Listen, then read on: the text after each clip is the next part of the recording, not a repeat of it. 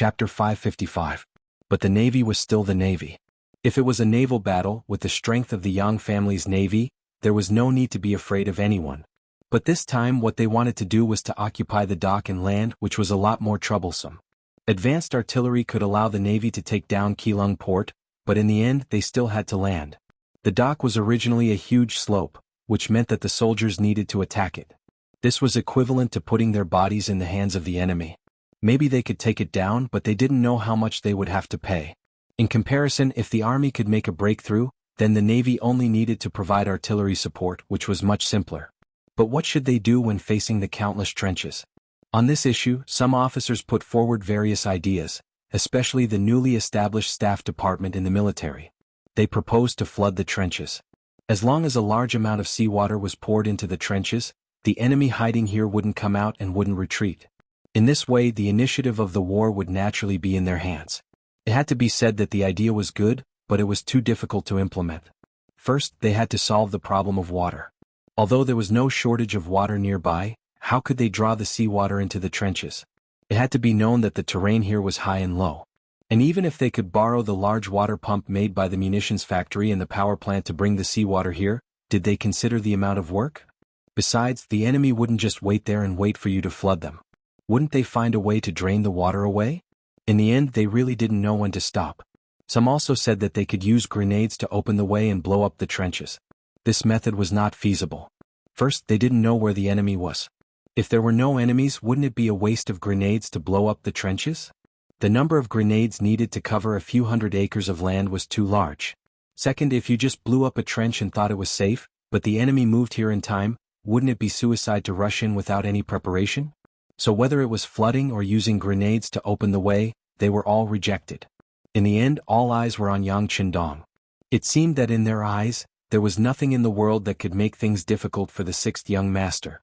Facing the anticipation of the crowd, Yang Qindong displayed the bearing of a leader. His face was full of confidence, as if he was telling everyone that none of this was a problem. As for how he was going to solve it, he never said. Now that Yang Qindong had finally arrived at the front line and could already see the crisscrossing trenches in the distance, Lung Song and the other army officers once again placed their expectant gazes on Yang Qindong. Today's weather is good, very good. Yang Qindong didn't seem to notice that everyone was looking at him. Instead, he looked up at the sky and seemed to be in a good mood. Among the officers who didn't know why the sixth young master said this, some of the more impatient ones couldn't help but ask for a solution. But Yang Qindong's voice was a step ahead of the others. What's the rush? Didn't we agree that the attack will officially start at 9 o'clock? Just let the soldiers conserve their energy. After being pointed out by Yang Qindong, the officers really didn't know what to say. Some people couldn't help but look at their watches. It was not even 8:20 yet, which meant that they still had 40 minutes to prepare. That was equivalent to going down and watching how the sixth young master would create a miracle. Everyone was waiting. In the entire frontline command post, only the occasional ticking sound of the watch on each officer's wrist came from time to time. The silence lasted for more than 20 minutes until it was 8:50 a.m. Suddenly, there was a commotion among the soldiers of the various regiments and battalions. What's going on? As the commander of the 1st Division of the Army, and also the only division commander of the Army, seeing that the battle was imminent and the sixth young master was by his side, but the soldiers suddenly acted strangely, he was very dissatisfied. He was even more afraid that the sixth young master would blame him, so he immediately looked at the 2nd Regiment commander Luo Pa beside him. Luo Pa naturally understood the meaning behind it and hurriedly walked out of the frontline command post. But before he could ask the soldiers what was going on, he saw everyone's hand gestures. He couldn't help but look up at the sky. The scene that appeared in front of him gave him a big fright. In the originally clear blue sky, there were suddenly 20 large balloons flying in the air. Visible flames could be seen under the balloons as they slowly moved towards the battlefield. This is the Eagle unit. Luo Pa was also one of the senior officers in the military, so he naturally knew of the existence of the Eagle unit. He also knew that the training of this unit was very mysterious. Even he didn't know the details. The only thing he knew was that the military would provide a large amount of military pay to them every month. Considering that it was directly approved by the 6th young master, the officers below him didn't have any complaints. But they never thought that this unit would actually be an army, and that there would be 20 of them. When they appeared in the sky, they immediately gave people a feeling of the might of gods. People of that era, even if they were educated, most of them would only know how to read and do accounting. Only a very small number of people would study ancient studies. These people could already be called great scholars. But without exception, these scholars wouldn't study the matter of the birth of all things. In their view, it was just an unorthodox method, just a strange technique that couldn't be put on the table. It was under this kind of thinking that made them feel a sense of reverence towards the heaven and earth that they had never studied and understood. It was just like how the legend said that people could fly into the sky and travel through the earth. That was just a legend. It was something that only the mighty and immortals could do. It was impossible for humans to do it. Just as everyone thought so, the Eagle unit appeared. Not only did they appear, but they also soared in the sky. Although the distance between them and the ground was less than 200 meters, this was already beyond the expectations of humans at that time. Some superstitious soldiers even began to put down the guns in their hands and kneel on the ground to worship. They couldn't be blamed for doing so. Decades of influence made it difficult for them to come into contact with such profound matters. Although those who could become the cold vanguard had a certain degree of cultural foundation, for most soldiers, it was limited to reading and reading maps. Sorry, they didn't have the time to learn anything more profound, and they couldn't learn it. Luo Po's knowledge was naturally different from ordinary soldiers. But even so, he was still shocked by the sudden appearance of the Eagle unit in the sky, so much so that he forgot to report what he saw to his division commander.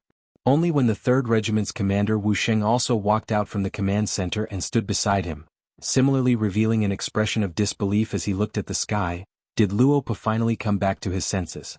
Then he pulled this former subordinate of his and strode back to the command center. Since the two commanders had both returned, Lung Song looked over with an inquiring look. Wuxia was still in shock and naturally couldn't answer. Luo Po's excitement and agitation had calmed down a lot. He could now use words to explain the reason. Reporting to Division Commander, the Eagle unit has appeared above our heads. They are hanging high in the sky, no different from gods. What? Upon hearing this answer, Lung Song's first thought was to ask if there was something wrong with his head. But considering that the 6th young master was right beside him, Luo Po shouldn't have said something like this without thinking. In the end, he didn't question him. Instead, he strode out of the command center and said, "I'll go take a look." The truth was the truth. It wouldn't disappear just because someone saw it. When Lung Song and the other officers returned to the command center, everyone looked at Yang Qindong with a lot more respect. They knew that the sudden appearance of this godlike air force was definitely the work of the 6th young master. In this world, he was probably the only one who could do this. As expected, Yang Qindong waited for everyone's attention to fall on him before finally speaking. "That's right, they are the Eagle unit. I call them the prototype of the Air Force. What do you think? Now that you have their cooperation, you only need to follow their commands in the air to know how many enemies are hiding in which trenches. At that time, you can freely choose whether to use grenades to blow them up or directly charge in to kill them." The more Yang Qindong spoke of it casually, the more the officers below were in awe of him. This was their 6th young master, the god of war in their army, the god in the hearts of the people. He was the only one who could always think of the simplest and most effective solution when faced with any problem. After that, it was time for the regimental and battalion officers to walk out of the command center. Yang Qindong also said that there were a total of 18 hot air balloons in the sky. This time, the main forces participating in the battle were 3 cold vanguard regiments and 3 auxiliary regiments. Each regiment had 3 battalions, which was a total of 18 battalions. In other words, each battalion could follow a hot air balloon and destroy the chaotic trenches of the 1st Shang Consortium under their command. Seeing that it was about 5 minutes to 9 a.m., all the regimental and battalion officers went down to the front lines to command the battle. When the news spread, all the soldiers knew that the hot air balloon above their heads was actually their ally, their comrade. Their morale skyrocketed, and the faces of the soldiers turned red as if they had been injected with some kind of hormone. In comparison, the 1st Shang Consortium soldiers who were hiding in the trenches like ostriches were dumbfounded. Chapter 556. The hot air balloons that suddenly appeared in the sky were quickly discovered by them. More and more soldiers knelt on the ground to worship them. It was rare for them to learn any culture, and this was the first time they saw the hot air balloons in action. It would be strange if they weren't afraid and nervous. After kneeling and praying, they heard the cheers coming from the army opposite them. They also saw the soldiers in the same mercenary uniform pointing at them from the hot air balloons in the sky. As long as one wasn't a fool, one would understand what was going on. This is actually an army sent by the mercenaries. Could it be that they have received the approval of the heavens and are here to destroy us?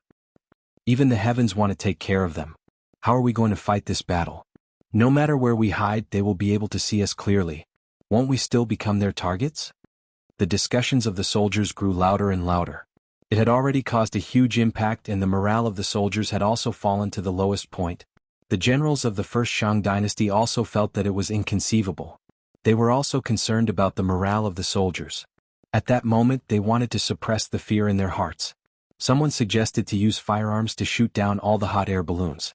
As long as they succeeded, all the fear from before would disappear with the wind. However, even though their vision was clear with the distance between the firearms and arrows, it was impossible for them to hit the hot air balloons in the sky. How could a firearm that only had an effective shooting range of 100 meters hit a hot air balloon that was 150 meters away? Not to mention that they were shooting towards the sky. This would shorten their shooting range even further. A series of gunshots rang out and arrows flew through the air. However, in the end there was no response at all. There was no response at all.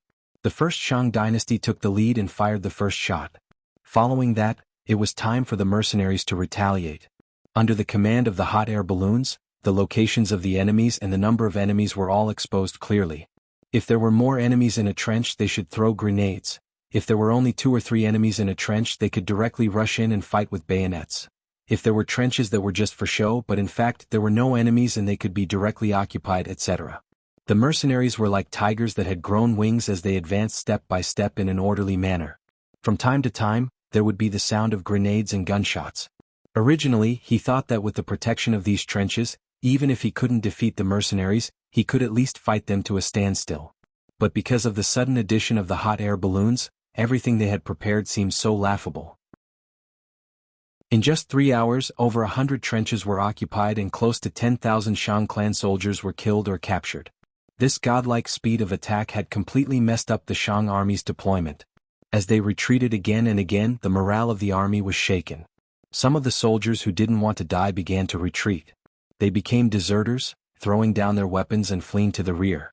Some even hung up white flags in the trenches and surrendered as captives.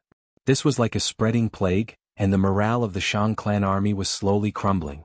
Then, like a dam bursting, the morale of the Shang clan army became like a vast ocean. The defense of the trenches, which had been prepared for years, was broken in just 6 hours. Even Yang Qindong, who had been prepared for this, was surprised by this speed. Of course, Yang Qindong had neglected the reverence and fear people had for the heavens and earth.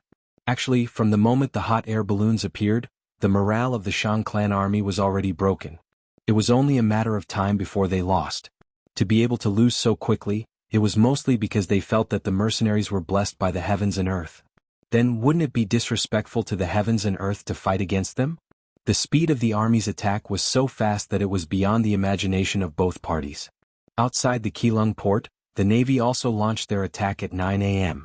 The difference between the Navy and the Army was that under the command of Division Commander Gao Xiong, the Navy launched a merciless artillery attack. They didn't seem to have any intention of entering the port. When they were still 3 kilometers away, the cannons rained down on them as though they didn't cost anything. This greatly disappointed the Shang clan soldiers who were prepared to clash with the enemy. Among these 200-plus ships, there were some that were not bad. They weren't small and were worth quite a lot. To them this was a bait. Whoever saw such a good ship wouldn't want to let it go easily and would want to use it for themselves. If they had such thoughts, they would have to engage in close combat.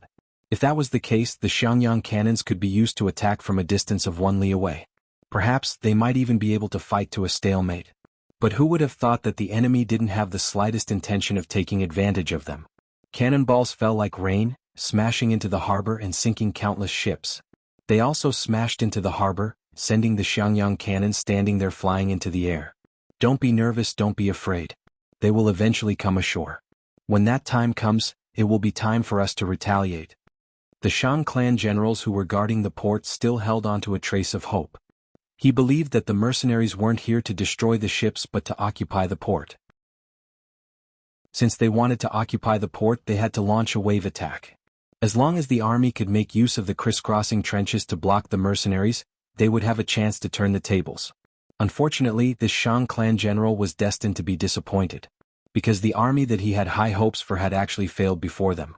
Not only did 30,000 of the 50,000 soldiers surrender, thousands of them died in battle.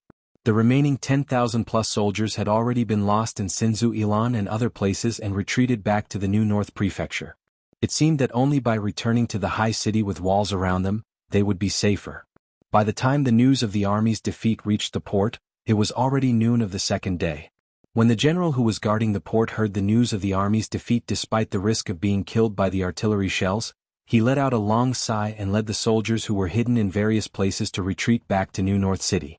At this point, in just 2 days, the Shang clan's external defenses had failed and they had all retreated back to the new North Prefecture. Because of this, their military strength had reached 80,000 men.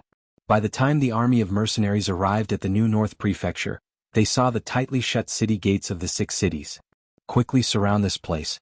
At the same time, clear out any hidden threats and enemies. Kill those who don't surrender. Lung Song, the commander of the 1st Division of the Lung Vanguard Army, gave the order and thousands of soldiers started to get busy. On the 4th day of the war, Jilung Port changed hands. After clearing out all the obstacles, the Navy's ships finally entered and aimed their cannons at the new North Prefecture. The range of the cannons here was enough to reach the new North Prefecture. On the 5th day of the war, Yang Qindong leisurely arrived at the new North Prefecture. Since there were 6 city gates here, it could be seen that this was a big city. He didn't want such a big city to be destroyed by artillery shells. Yang Qindong pointed forward and said majestically, "Department Head Yang, the rest is up to you." Department Head Yang Qindong Yang Shan was originally the assistant minister of the Ming dynasty's Ministry of Rights. During the Tumu Castle incident, he was saved by Yang Qindong and followed Zhu Qizhen to Nanjing. After the southern Ming dynasty was established in Yingtian Prefecture, he was appointed as the left assistant minister of the Ministry of Rights. However, because he offended Minister Lu De, he had no choice but to go to Beiming and was saved by Yang Qindong. After being sent to Chichen City, he was appointed as the Minister of Foreign Affairs with his own abilities. Yang Shan was good at arguing. Sending him to the first Shang clan to persuade them to surrender was the most appropriate choice. Ever since he came to Chichen City, Yang Shan's horizons were broadened.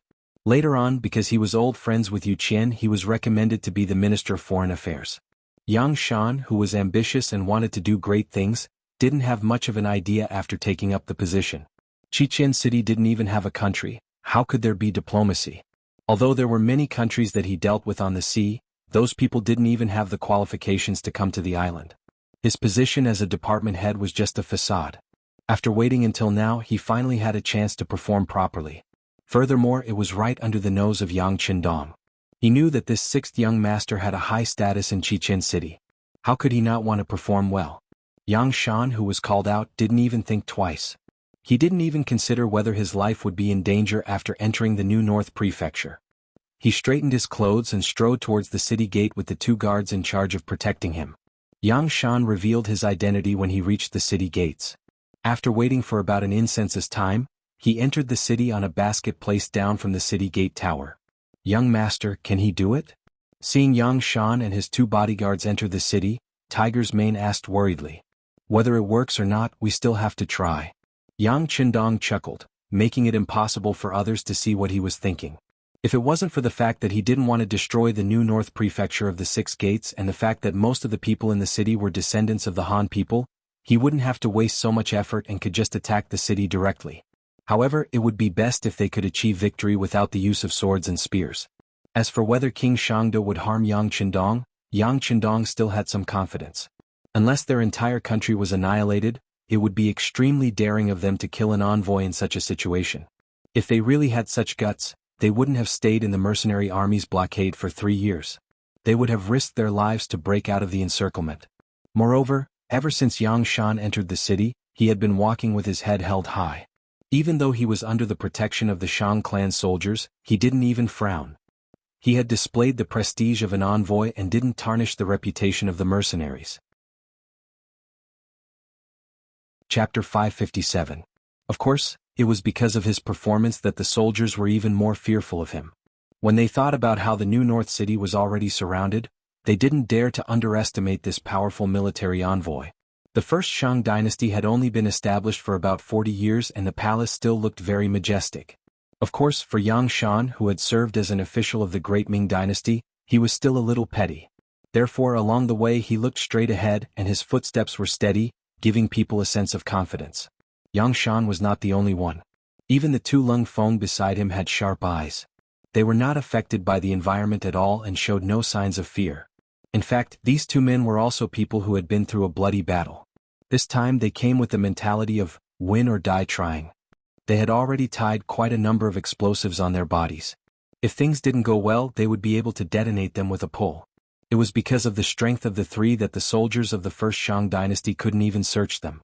Using Yang Shan's words, what they did was an insult to the mercenaries. That was a heinous crime. Then there was no need to talk and they should just fight. Compared to the upper echelons of the first Shang dynasty, the soldiers only wanted to live. In their eyes, even if they won the war and survived, it didn't mean that they were living a better life than others. After all, in this era, soldiers belonged to the lower class and were rarely looked up to. With such thoughts, they naturally hoped that they could resolve the crisis in front of them through negotiation. Not to mention, many of them had heard through various channels that the commoners who had joined the mercenaries were living a much better life than them. Each of them had their own fields or jobs, so their lives were worry-free and they could even save a lot of money. That was the life that they wanted to live. They successfully arrived at the main hall of the palace. At this moment, all the officials of the first Shang dynasty were gathered here. Even the king Shangde was sitting high up. When Shangde succeeded the throne, he was only 9 years old. Now he was only 13 years old. Moreover, he had been besieged since 3 years ago. His territory had gradually shrunk, causing him to live in anxiety and apprehension every day. Looking from afar, although he was sitting high on the dragon throne, his face was pale and his condition was not good. Crimson City's foreign minister, Yang Shan, greets your majesty the king. When they were still a dozen or so meters away from the dragon throne, Yang Shan stood still and spoke. However, he didn't bend his body in any way to express his transcendent status. Yang Shan didn't bow. Many officials of the first Shang dynasty saw this, but they didn't express anything. Compared to such unnecessary etiquette, they valued their own rights more. What would happen if the battle continued?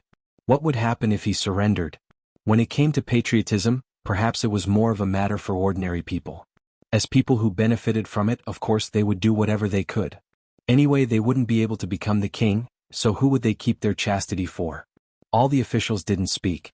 Although the young king Shangde was unhappy, he didn't say anything about this matter. In comparison, he was also concerned about his own safety. After all, he was still a young man and he didn't want to die. Department head Yang, may I know what you have for me this time? Shangde personally went up to speak.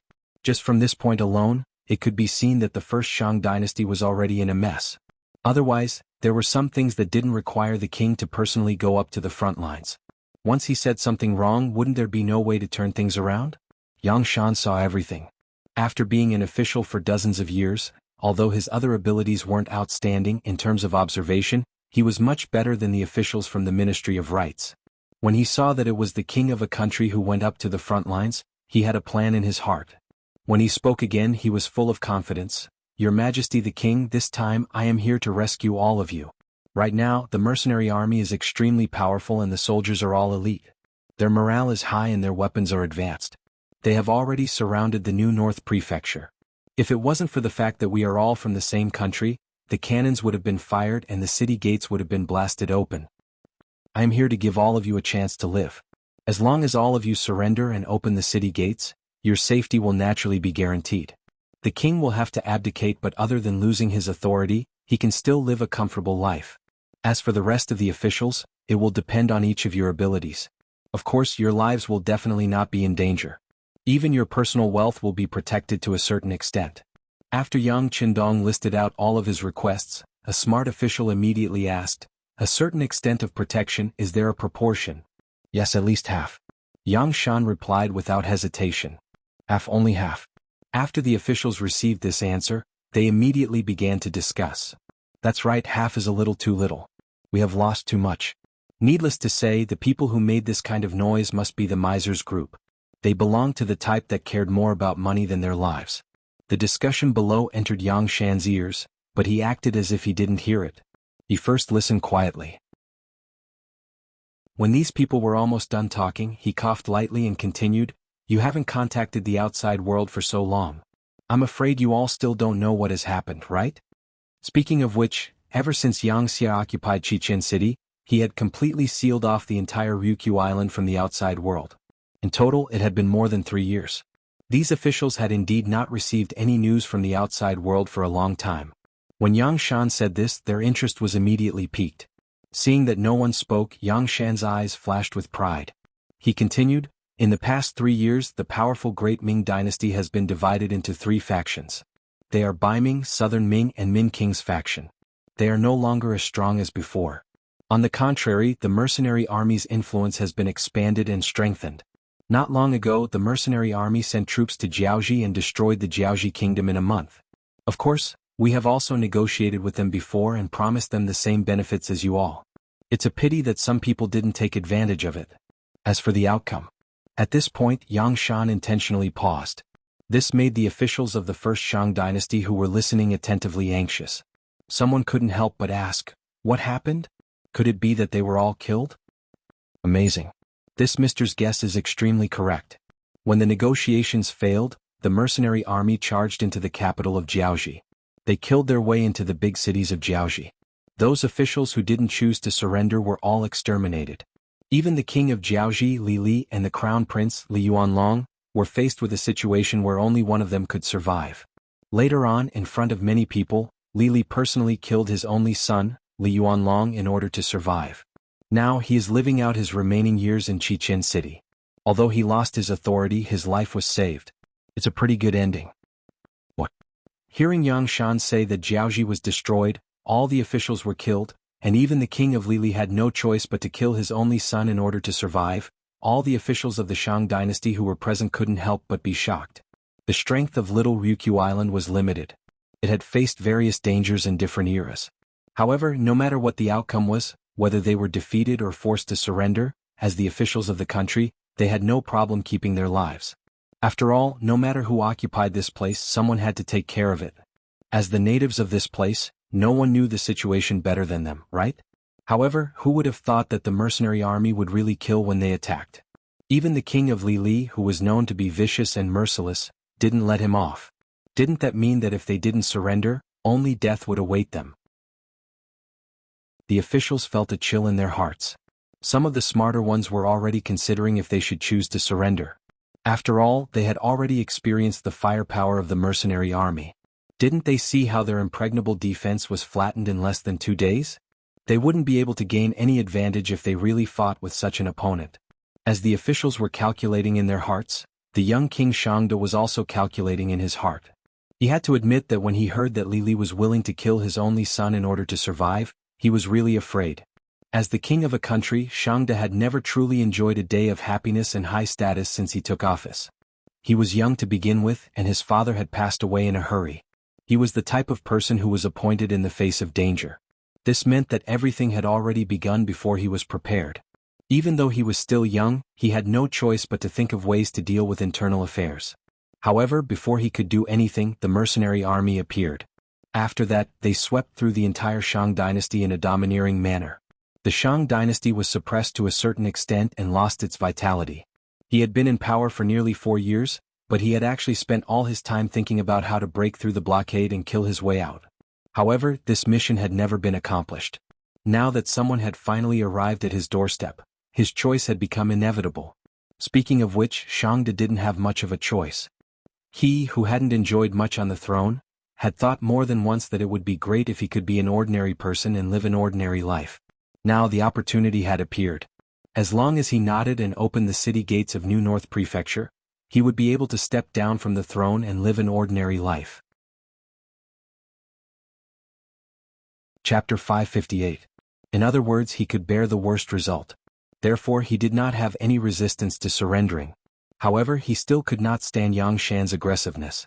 Even if Yang Shan wanted them to surrender, shouldn't he at least have a good talk? Why did he have to be so aggressive right from the start?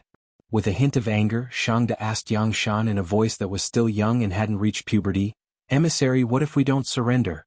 Have you thought about it? No matter if we live or die in the future, you who appeared here will definitely be the first to die. Aren't you afraid of death?" The young Shangde actually threatened Yang Shan. When the officials heard this, many of them panicked. They didn't want to die. If they really killed Yang Shan, it would be tantamount to forcing the mercenaries to become mortal enemies with them. If that was the case, no one present would have a good life. The officials were all panicking. They almost shouted out to stop their King Shangde. In reality, this kind of thing had been done many times in the past 4 years. For their own benefit, these officials had always been able to band together and force the young King Shangde to give in. This time they were prepared to repeat the same story. But before these officials could speak, Yang Shan had already started laughing loudly. After a round of laughter, he suddenly pointed at the high and mighty King Shangde and said, "Of course, everyone is afraid of death. But if my death can cause so many to die with me, it will be worth it." Swoosh. Just as Yang Shan finished speaking, the 2 followers of Lung Feng behind him had already pulled off the buttons on their outer robes, revealing the densely packed detonators wrapped around their waists. What is that? The sudden change in the situation caused everyone to exclaim in surprise. Some of the more knowledgeable officials couldn't help but exclaim, "That looks like something made of gunpowder." "You are indeed knowledgeable." Yang Shan nodded his head towards the minister, who spoke with a look of admiration. Then, he looked at the other ministers and introduced the item as if he was a salesman promoting his goods. "This item is called a detonator. It's a new explosive that our mercenary army has developed." After saying this, he raised his head to look at the palace. Then, he nodded and muttered to himself, "If everything is normal, these detonators should be able to completely collapse this palace." Hearing that these lightning tubes were actually so powerful, all of the officials' faces changed. Although some of them didn't think that the power of this thing was as strong as Yang Shan said, they didn't dare to gamble. They were all standing here. If it really was as Yang Shan said, wouldn't it mean that their lives would be in danger? Your Majesty, we can't defeat the mercenaries. Let's just surrender." "That's right, Your Majesty. A real man knows when to stretch and when to shrink. Let's lower our heads for now and in the future." When the courtier reached this point, he couldn't even continue his lie. If the kingdom was destroyed, the king would be placed under house arrest. What future would there be? Many officials started to plead for leniency. Without exception, they all expressed the same attitude, which was that they absolutely could not become enemies with the mercenaries, and even more so, they could not harm Yang Shan. Some of the ministers who held military power had already thought it through. If the king insisted on doing things his way, they could only use their power to restrain him first. The high and mighty Shangde couldn't help but shake his head when he saw the reactions of the courtiers below. Although all of this was within his expectations, just like in the past 4 years, whenever there was a threat to their interests, these people would advise him with the big picture in mind. They were eating the salary of the kingdom and enjoying the benefits and power that came with being in a high position. However, when the king was in danger, none of them thought for the kingdom. Instead, they were still plotting their own schemes. Shangde was completely disappointed in them. Among these courtiers, there wasn't even one who was as fearless as Yang Shan. What future did a kingdom like this have? Even if there weren't any mercenaries, the kingdom wouldn't last long. Since that was the case, forget it. If they wanted to surrender, so be it. After all, he didn't want to be the king anymore. Under the pleading of the courtiers, Shangde finally made the decision to surrender. Then they put down their weapons and opened the city gates. The mercenaries entered the city and took over. All the courtiers, including Shangde himself, were waiting in their own residences, waiting for their fate to judge them. Yang Shan completed his mission of persuasion and walked out of the New North mansion in high spirits. Countless mercenaries and auxiliary soldiers entered the mansion in exchange for him. Not bad, well done. Yang Qindong patted Yang Shan's shoulder with a satisfied expression. Next, you will be in charge of taking over the courtiers here. Those who have committed heinous crimes must not be let off. As for those courtiers and merchants who still have a conscience, just confiscate half of their assets. Yes, Your Majesty knows what to do. Yang Shan nodded his head respectfully. If one wanted to be looked up to and respected by others, then one needed to display one's capabilities. This was a good opportunity to do so. After handing over the task to Yang Qindong, he walked towards the New North Prefecture under the protection and escort of the first and second guards. In his previous life he had been here before. But at this moment, there weren't any tall buildings like in his previous life. Even the most prosperous streets of the New North Prefecture still gave off a filthy feeling. As he walked, he finally arrived at the palace and saw the last king of the Shang dynasty, Shangde. King Shangde, who had been waiting here for a long time, knelt on the ground when he saw Yang Qindong and the rest, looking very obedient. Yang Qindong's gaze landed on the 13-year-old Shangde and he sighed softly. Perhaps in the eyes of others, it was because of him that Shangde didn't have the chance to display his talents. But who knew that it was because of him that Shangde's fate changed? At least it wouldn't be like his previous life, where the first Shang dynasty fell apart due to the chaos in the court and Shangde was killed by his courtiers. Because of Yang Qindong, as long as Shangde was obedient, he should be able to have a good ending. The Prince of Sin, Shangde, greets the Duke of Loyalty and Courage. Shangde knelt on the ground and shouted. Obviously, someone had already told him about Yang Qindong's identity. Get up, Yang Qindong said as he extended his hand to help Shangde up. It could be seen that Yang Qindong was still very courteous to the Shang dynasty. At least, the courtiers who surrendered would not have the honor of having Yang Qindong personally help them up. Thank you, Duke of Loyalty and Courage. Shangde may be young, but he had learned this set of etiquette since young and was naturally very familiar with it. Shangde stood up and Yang Qindong patted him on the shoulder. Don't think too much about it. The burden that history has placed on you is too heavy. You've also worked hard. Although the results may not be satisfactory, it's not your fault. Next, I will arrange for someone to send you to Qichen City. Your courtyard has already been built, you can live there in the future. For some reason, after hearing Yang Qindong's words, Shangde's eyes were filled with tears. At this moment, he suddenly felt that this Duke of Loyalty and Courage understood him well. Shangde knew how heavy his burden was. In the past 4 years he had not had a good night's sleep. Now that everything had been settled, he could finally have a good night's sleep. Thinking about it, that feeling should be very good. Following the takeover of the new North Prefecture, it represented the destruction of the first Shang dynasty. After the news reached Qichen City, Lord Yu Qian, who had already prepared his men, waved his hand and 30,000 educated youths from Qichen City entered Ilan, Taoyuan, New North, Keelung and other places under the protection of 30,000 temporary auxiliary soldiers. Presumably, it would not be long before these places were completely transformed. A new city that was different from this era would quickly rise from the ground. In a small town outside of Luang Prabang City, one of the territories of the Lansang Kingdom. For the past few days the atmosphere here was extremely tense. Those who appeared in this area had to go through strict checks before they were allowed to enter and leave. This had disrupted the lives of the people here. However, because this area was under the control of the military, the news could not be spread out.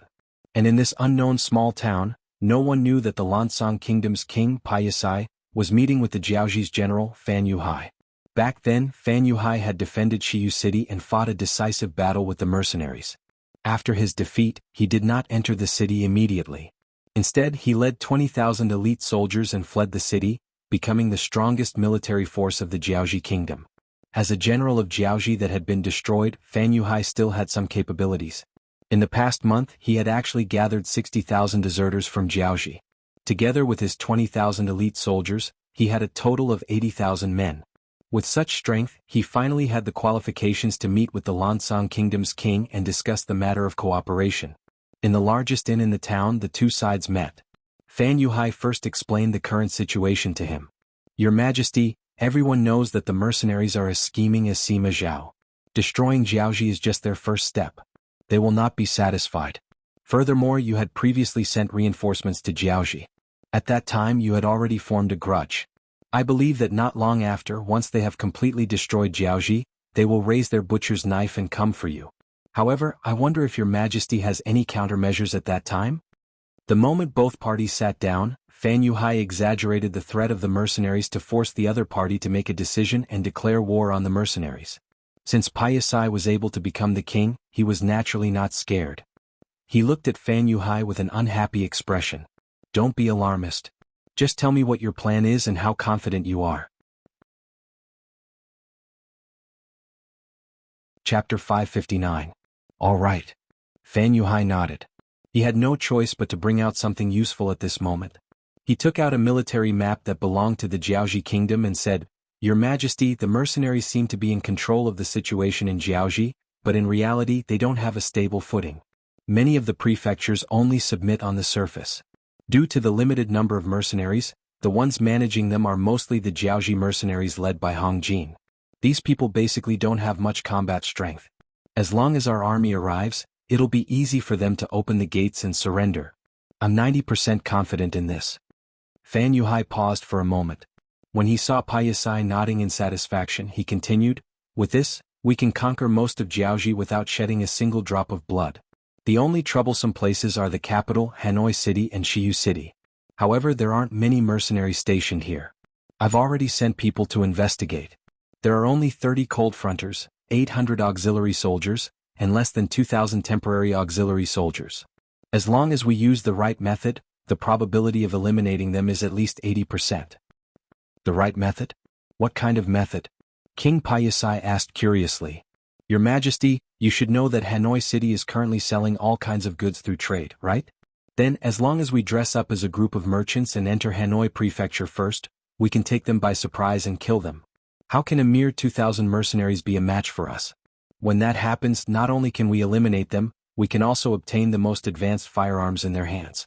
After studying them, why can't we have an elite army with advanced firearms? If he could master these guns, he would have the ability to face the mercenary army head-on. Not to mention, we also have other methods to prevent them from attacking us. Seeing how confident Fan Yuhai was, Paisai was tempted. What other methods are there? Your Majesty, when the mercenaries first entered Jianghu, they tried to confuse us with negotiations. For that, we paid the price of 20,000 Han civilians and delayed the war by 10 days. I have never understood this matter. Could it be that the mercenaries really care about the lives of the Han people? In fact, when I sent someone to investigate, the news that came back confirmed my thoughts. In every city of Jianghu that was conquered, the status of the Han people there became much higher. Is there such a thing? It was the first time Paisai had heard of this. Of course, this did not mean that their intelligence agencies were blind and deaf. It was just that in that era the people in power valued their own interests more. How many people took the common people seriously? If they didn't pay attention to it, naturally, even if there was such information, it would be automatically blocked by their subordinates. Is this true? Fan Yuhai nodded heavily before revealing a strange smile.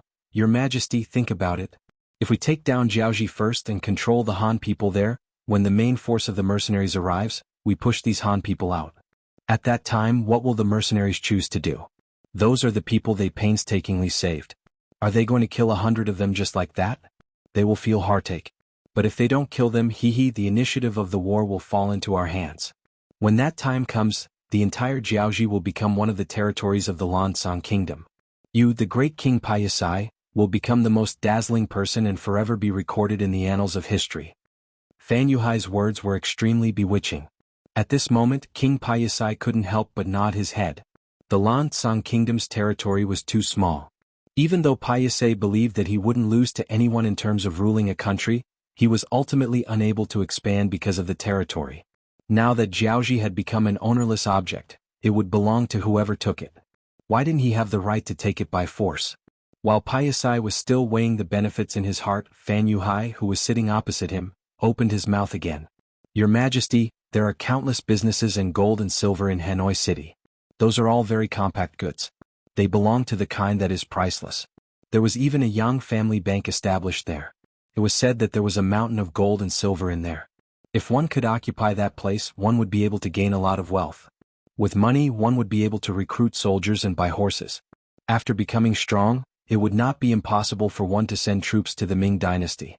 There is a good saying among the Han people. It is better to have the guts than to be a king. Hearing this, Paisai's eyes lit up. What Fan Yuhai said was indeed a dream of his. The reason why the Ming dynasty was strong was not because their military was strong, nor was it because their governance was good. It was nothing more than occupying a large territory. Paisai had even thought more than once that if he was the emperor there, he would definitely do better than the Ming dynasty emperor. All he lacked was an opportunity to show his talent. But now, after hearing what Fan Yuhai said, it seemed that his great dream could be realized. How could it not make Paisai restless? Previously, his general, Seihai, came to report that His Majesty the King would finally meet Fan Yuhai. He did not take it seriously. But this time, after thinking about it, he came to see him. After meeting him, he found that this person was really a great talent. At least, he had a much better vision than the generals in his country.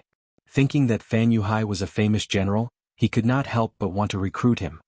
General Fan, I wonder if you can come to my Lansang Kingdom? You can rest assured that once you come here, I will give you the position of general. The soldiers of the entire Lansang Kingdom will be at your disposal. How about it? Paisai cherished talent and wanted to recruit Fan Yuhai. He even did not hesitate to entrust him with important tasks. In his opinion, his power and Fan Yuhai's talent were the best combination. Thank you, Your Majesty the King. In the face of Paisai's recruitment, Fan Yuhai accepted with a smile. Then there was a burst of laughter in the room. Then, the two sides carried out in-depth discussions on specific plans. For example, the matter of attacking Hanoi City first, how to use the terrain to defeat the mercenaries during the attack, the formation of the inspection team, the forging of iron shields, and so on. In a word, they had to use up all the bullets of the mercenaries. Payasai left with a satisfied face. The two sides agreed to take action after a month. The reason why they chose this time was because they needed to constantly send spies to Hanoi City to cooperate with the mercenaries. And this required time to operate. In the room, a black shadow walked out from the dark. This person was not tall and had a very ordinary appearance. However, his eyes flashed with light, giving people a very dangerous feeling. "General, why did you agree to join the Lansang Kingdom?" As soon as this person appeared, he revealed a trace of murderous intent. Even when he looked at Fan Yuhai, his eyes were also in a state of interrogation. Fan Yuhai sighed, knowing that he had been misunderstood. He hurriedly explained, "Brother Min, you've misunderstood. Why would I want to join the Lansang Kingdom? Isn't this to reduce the other party's vigilance? You know that I have received the favor of King Li Li. Even if I die, I will be a citizen of Jiaoji. This will not change." The person called Brother Min was full name Li Min. He was the adopted son of King Li Li of Jiaoji. It was said that he was picked up from the deep mountains and forests when he was hunting. This person had been with beasts since young. When he was first seen, he was still drinking wolf milk. Such a person with a wild heart was given special training after being adopted by Li Li. He was very powerful. A while ago, he went out to find the elixir of immortality for Li Li. That was how he escaped the attack of the mercenaries. After receiving the news and returning, he could not find his adoptive father. Li Min found Fan Yuhai to seek a way to restore the kingdom. The difference between Li Min and Fan Yuhai was that Li Min didn't want to defeat the mercenaries. It was too difficult for him to complete this mission alone. His goal was to find the whereabouts of his adoptive father and save him. Fan Yuhai, who knew Li Min's ability, agreed to this request in order to use him. He also said that he would find a suitable opportunity to make a move. As long as he could capture the Ming dynasty's Duke of Loyalty, Yang Qindong, there would be a great chance to exchange for King Li Li. Because of this, Li Min agreed to follow Fan Yuhai. He was the one who heard the conversation with Payasai. He said that he wanted to join the Lansang Kingdom. He did not hide it anymore and came out to question. Fan Yuhai's answer temporarily dispelled Li Min's worries. He did not care about this matter anymore and took the initiative to talk about other things. "Ming's special envoy is here. Do you want to meet him?" "Of course I want to meet him." Fan Yuhai did not care which faction came. As long as he could help him, it was fine. In the backyard, a man in cotton clothes was standing under a tree. He looked up at the sky as if there was a beautiful scenery in front of him. As someone who was chosen by Jianghu and sent here to carry out the assassination mission, he needed to be very vigilant at all times. Therefore, when he heard the sound of footsteps behind him, he suddenly flew up. A long sword had appeared in his right hand at some unknown time, and he was already holding it against Fan Yuhai's throat, who had just entered the courtyard. "What do you mean by this?" Even with the sword on his neck, Fan Yuhai's expression did not change at all. It was not because of anything else but because Li Min was standing beside him. "Nothing. I just want to test your strength." Just as the man finished speaking, a white light suddenly flashed. It was so fast that he did not even have time to react. His right hand that was holding the sword hurt, and then the long sword fell to the ground. Chapter 560. Needless to say, it was Li Min who attacked. After he swung his sword, he solved the crisis and even injured the Ming envoy. Then he said coldly, "You want to test other people's strength with just this little bit of skill? Save it." Okay. The Ming envoy who retreated didn't even look at the sword that fell to the ground. Instead, he focused on Li Min. He was indeed a little careless just now. He thought that he didn't need to use all his strength to deal with a defeated general who ran away. But now, it seemed that the other party was indeed capable since he could escape from the mercenaries. "Very good, you've successfully angered me. I hope you can perform as well as you did just now." The northern Ming envoy's gaze became much more solemn. A wave of killing intent even uncontrollably exuded from his body, crazily sweeping out like a whirlwind with him as the center. This was a strong murderous aura that could only be produced after killing a lot of people. If it was an ordinary person, just this murderous aura alone would make them tremble and lose their morale. Unfortunately, Fan Yuhai had led troops for many years and killed countless people on the battlefield. Naturally, murderous aura was useless against him. As for Li Min, he had been with beasts since he was very young and was used to life and death. This murderous aura didn't affect him much. After releasing his murderous aura, the Ming envoy suddenly had a long sword in his hand. This was why he was so powerful. He had a total of 13 swords on his body. Therefore, the people in Jianghu gave him the nickname of 13 Swords. With a sword in hand, the Ming envoy rushed toward Li Min with a heroic spirit. Compared to intimidating Fan Yuhai, he preferred this powerful and cold murderous aura that gave him the same feeling. Ding ding dang dang, the saber and the sword kept colliding in the small courtyard, creating a series of noises. The noises attracted the attention of Fan Yuhai's personal guards. A group of 100 people quickly surrounded the small courtyard and pointed their spears at the two people in the courtyard. Regardless of whether it was Li Min who had been hiding in the dark or the Northern Ming special envoy, who had good swordsmanship and a murderous aura, these personal guards did not recognize them. Their duty was to protect the general's safety, and they would definitely not allow anyone to threaten Fan Yuhai. With the appearance of the personal guard, Fan Yuhai's face flashed with an unknown smile. He had an idea in his heart. He wanted to test the weight of these two people because he already had a good plan in his heart. Whether or not it would succeed would depend on the ability of the executor. Surround them to say, capture them. After spitting out a few simple words, the 100 personal guards had already picked out 6 10-man teams and rushed towards the two top-notch assassins. It was a fair fight for one person to face to kill to kill. The two of them who were in the middle of a fight were suddenly interrupted. Naturally, their expressions didn't look too good. To say, Li face to say, and the guards to say to kill to say he to say to win to kill to the guards to say he was to say to kill the closest to him. To say he to say to kill to say to on to say. To be able to become a top assassin, his IQ was naturally very high. Li Min could tell that Fan Yuhai wanted to test his skills. Since that was the case, he wouldn't be polite. As long as he didn't kill his opponent, even if he severely injured his opponent, it was completely within the boundaries. After all, swords and spears had no eyes, so it was reasonable to injure his opponent. The Ming envoy was also very angry. Although he had already used his 7th sword, which proved that he was not Li Min's opponent, it was not easy for him to find such a strong opponent. However, for an expert like him, it was not easy to find a strong opponent. He was looking for his own shortcomings through this fight, but now he was interrupted by someone. It was impossible to say that he was not angry at all. Since the guard's appearance made him unhappy, he certainly wouldn't show mercy. Of course, he wouldn't forget his mission, so he only injured the guards and didn't have the intention to kill. Fortunately, both of them didn't have the intention to kill. Otherwise, Fan Yuhai's 100 guards would soon be replaced.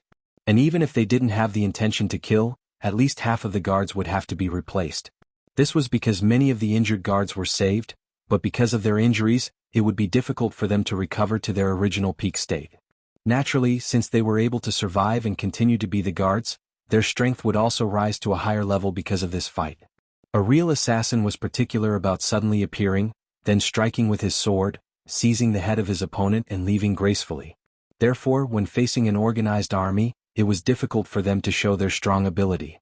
From this point of view, regardless of whether it was Li Min or the Northern Ming special envoy, both of them were somewhat unqualified. They were actually able to remain extremely calm and their attacks were as fast as lightning. Often, after a blade or sword slashed out, a personal guard would be struck and fall to the ground. It was precisely because of their strong ability that Fan Yuhai's eyes lit up. Weren't they the people he was looking for? The Duke of Loyalty of the Great Ming Dynasty was often protected by an organized army. It was naturally difficult for ordinary assassins to get close to him.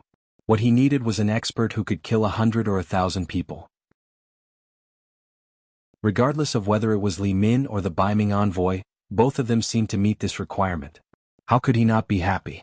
That's right, Fan Yuhai had the idea of assassinating Yang Qindong. The mercenaries were too strong.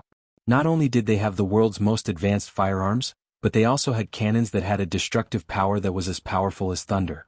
These were not things that they could resist. It was too difficult to defeat the mercenaries in a direct confrontation. In comparison, it was a good choice to capture the leader first. If he could capture or kill the Duke of Loyalty of the Great Ming Dynasty, it would be the best time to disintegrate them when they were without a leader.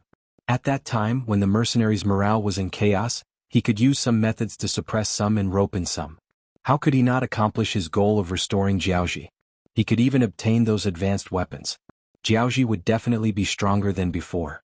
It should be said that this was Fan Yuhai's goal. The so-called seeking refuge with the Lansang kingdom was just for the sake of Ampyasai. After all, it was very difficult for him to severely injure the mercenaries with his current strength.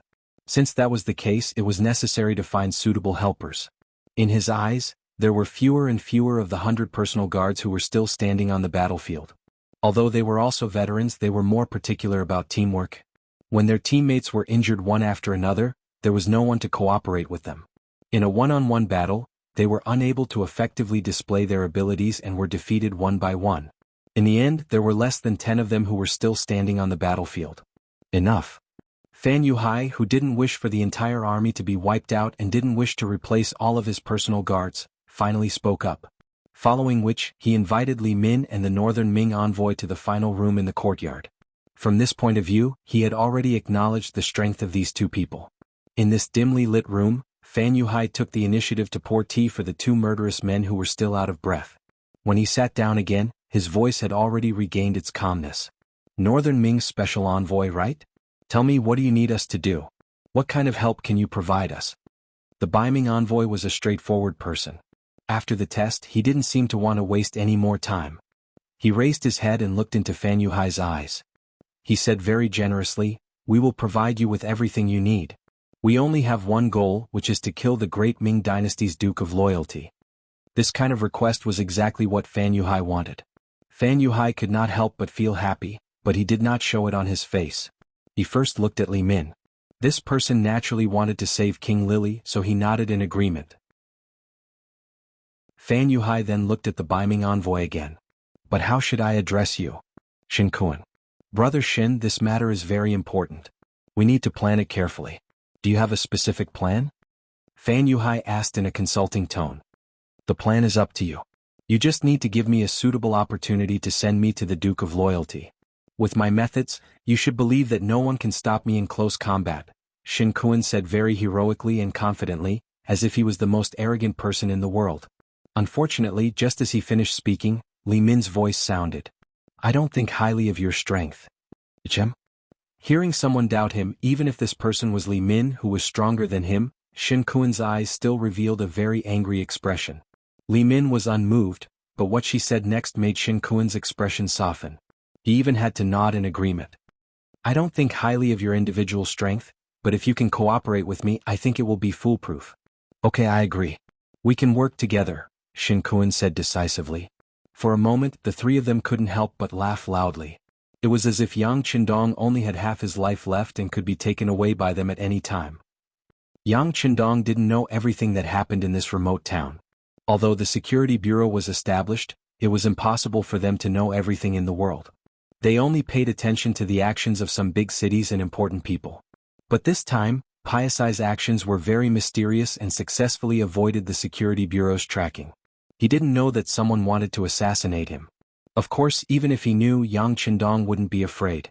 Not only did he have the first and second guard teams, but his own strength had also increased greatly. Especially after having sex with Hu Yen and the other girls, his body's flexibility and strength were at least 50% better than when he was at his peak in the previous world. Chapter 561. He couldn't understand how his body could be developed to such an extent and could only attribute it to the benefits of transmigrating. While his own strength was increasing, after he took down the number 1 Shang clan, he returned to Crimson City and walked around the various factories. While he was inspecting, he was also using his warehouse to create miracles. Since he had already become a legend and the commoners already had the impression that he was a god, Yang Qindong didn't mind doing more exciting things. For example, after he dismissed everyone at the power plant, Luan Qi and the rest discovered all sorts of never-before-seen generators the next morning. For example, after spending a night at the steel factory, after spending a night at the military factory, after spending a night at the factory, after spending a night there, Luan Qi and the rest discovered various armored vehicles and 63 amphibious tanks. Everyone was dumbfounded by the miracles created by Yang Qindong. Often after seeing these things, their first feeling was to kneel on the ground and shout that the gods had shown their spirit. However, no one asked Yang Qindong what was going on. This was a question that couldn't be answered. Fortunately, under the feudal society, people's thoughts were too restricted. Few people would ask why when something happened. Furthermore, these miraculous things were only known to a few higher-ups in the various factories and their influence was still very limited. Moreover, these people were usually immersed in the process of research and learning, so no one would find trouble with Yang Qindong. He stayed in Crimson City for 2 months and spent the new year of 1452 with Hu Yin and the other 2 girls in the palace. The fireworks and firecrackers in the Crimson City Plaza attracted the attention of millions of people outside the city. The current population of Crimson City was already saturated. Out of the 4.5 million commoners from the southern Ming dynasty, 500,000 of them had already entered the various factories in the city after being selected and vetted. The rest had either been arranged into various training schools or allocated to a sizable amount of land. Each and every one of them was living a wonderful life of hope that they had never imagined before. It was also on this night that Yang Qindong and the 3 girls slept together. Only when the sun was about to rise did the 6th young master let the 3 women go, full of vigor. Hu Yin and the others naturally lay on the bed, unwilling to move. At this moment, they began to think about the idea that they had been thinking about before. They should find a few more sisters, otherwise, they would die of exhaustion on this matter sooner or later. After New Year's Day, Crimson City showed a flourishing state of development. With sufficient manpower, the factories went all out. Whether it was quantity or quality, there was a certain increase. With Yang Qindong's help, there were many new things. Gold and silver flowed like water into the Red Nest City's warehouse. Yu Qian was so happy that his face turned red. Tian Tian was as sweet as honey. Although he didn't care about money or grain when he was in the Great Ming Dynasty, he still roughly knew how much money there was in the national treasury. How could there be such a rich and abundant city like Crimson City? With money, it was naturally easier to do things. Yu Qian felt that he could speak with more confidence and his back was stiffer. Everything was on the right track. More and more Han people were beginning to adapt to life here. More and more educated youths were learning and becoming stronger every day. Just as another wave of people was about to join the army, Yang Qindong led the 2nd and 3rd regiments of the Cold Front Army, as well as the 20 auxiliary battalions, and left the island. The new year was coming and he was about to embark on another expedition. Vietnam, Hanoi City, the former capital of Jianghu. At this moment, it was shrouded in dark clouds. In 2 months, Fan Yuhai and the Lan Song Kingdom had made all the preparations. When the last caravan entered Hanoi City, the total number of soldiers hidden in the city had reached 5,000. In fact, there were only about 2,000 mercenaries in the city, plus about 10,000 Jianghu mercenaries. However, the entire population of Hanoi City was over 200,000. In comparison, a ratio of 20-1 was more than enough. However, under the enemy's preparations, this number was obviously not enough. At least, it gave Fan Yuhai and the general of the Lan Song Kingdom, Sai Shi, such a feeling. Sai Shi was one of the most powerful generals in the Lan Song Kingdom. Most of the soldiers under him were from the Dragon tribe. This time, under the king's orders, he brought 50,000 men to deal a fatal blow to Hanoi City. Long before they had made their move on Hanoi City, they had already taken down the important city of Go Chi City in the northwest of Vietnam. There were only 500 Vietnamese mercenaries defending it, and it wasn't even an effective defense. Thus, it was easily taken down by Fan Yuhai and Sisi. Of course, this was also because Vietnam had just been established, and the centralization of power was not yet complete. After taking down Go Chi City, General Sai Shi led the 70,000 soldiers towards Hanoi City. Fan Yuhai brought the remaining 60,000 soldiers to attack the other cities in Vietnam. From this point, it could be seen that he had big plans. Furthermore, he intended to hand over Hanoi City to the Lan Song Kingdom, which showed his high intelligence. Sai Shi could also feel that Fan Yuhai was a little clever. However, the temptation of Hanoi City was too great. Thinking about the mountain of goods in the commercial street and the Yang family bank, who knew how much gold and silver were stored there. If he could take over Hanoi City, the Lan Song Kingdom would have more capital to develop. With such an excited thought, Sai Shi led his men to surround Hanoi City. Then he prepared to knock on the city's west gate with his spies that night. Song Zhe was the person in charge of Vietnam that Yang Qindong had left behind. Recently, he was so busy that he could only sleep for 4 to 6 hours at night. However, he really liked this kind of work pressure.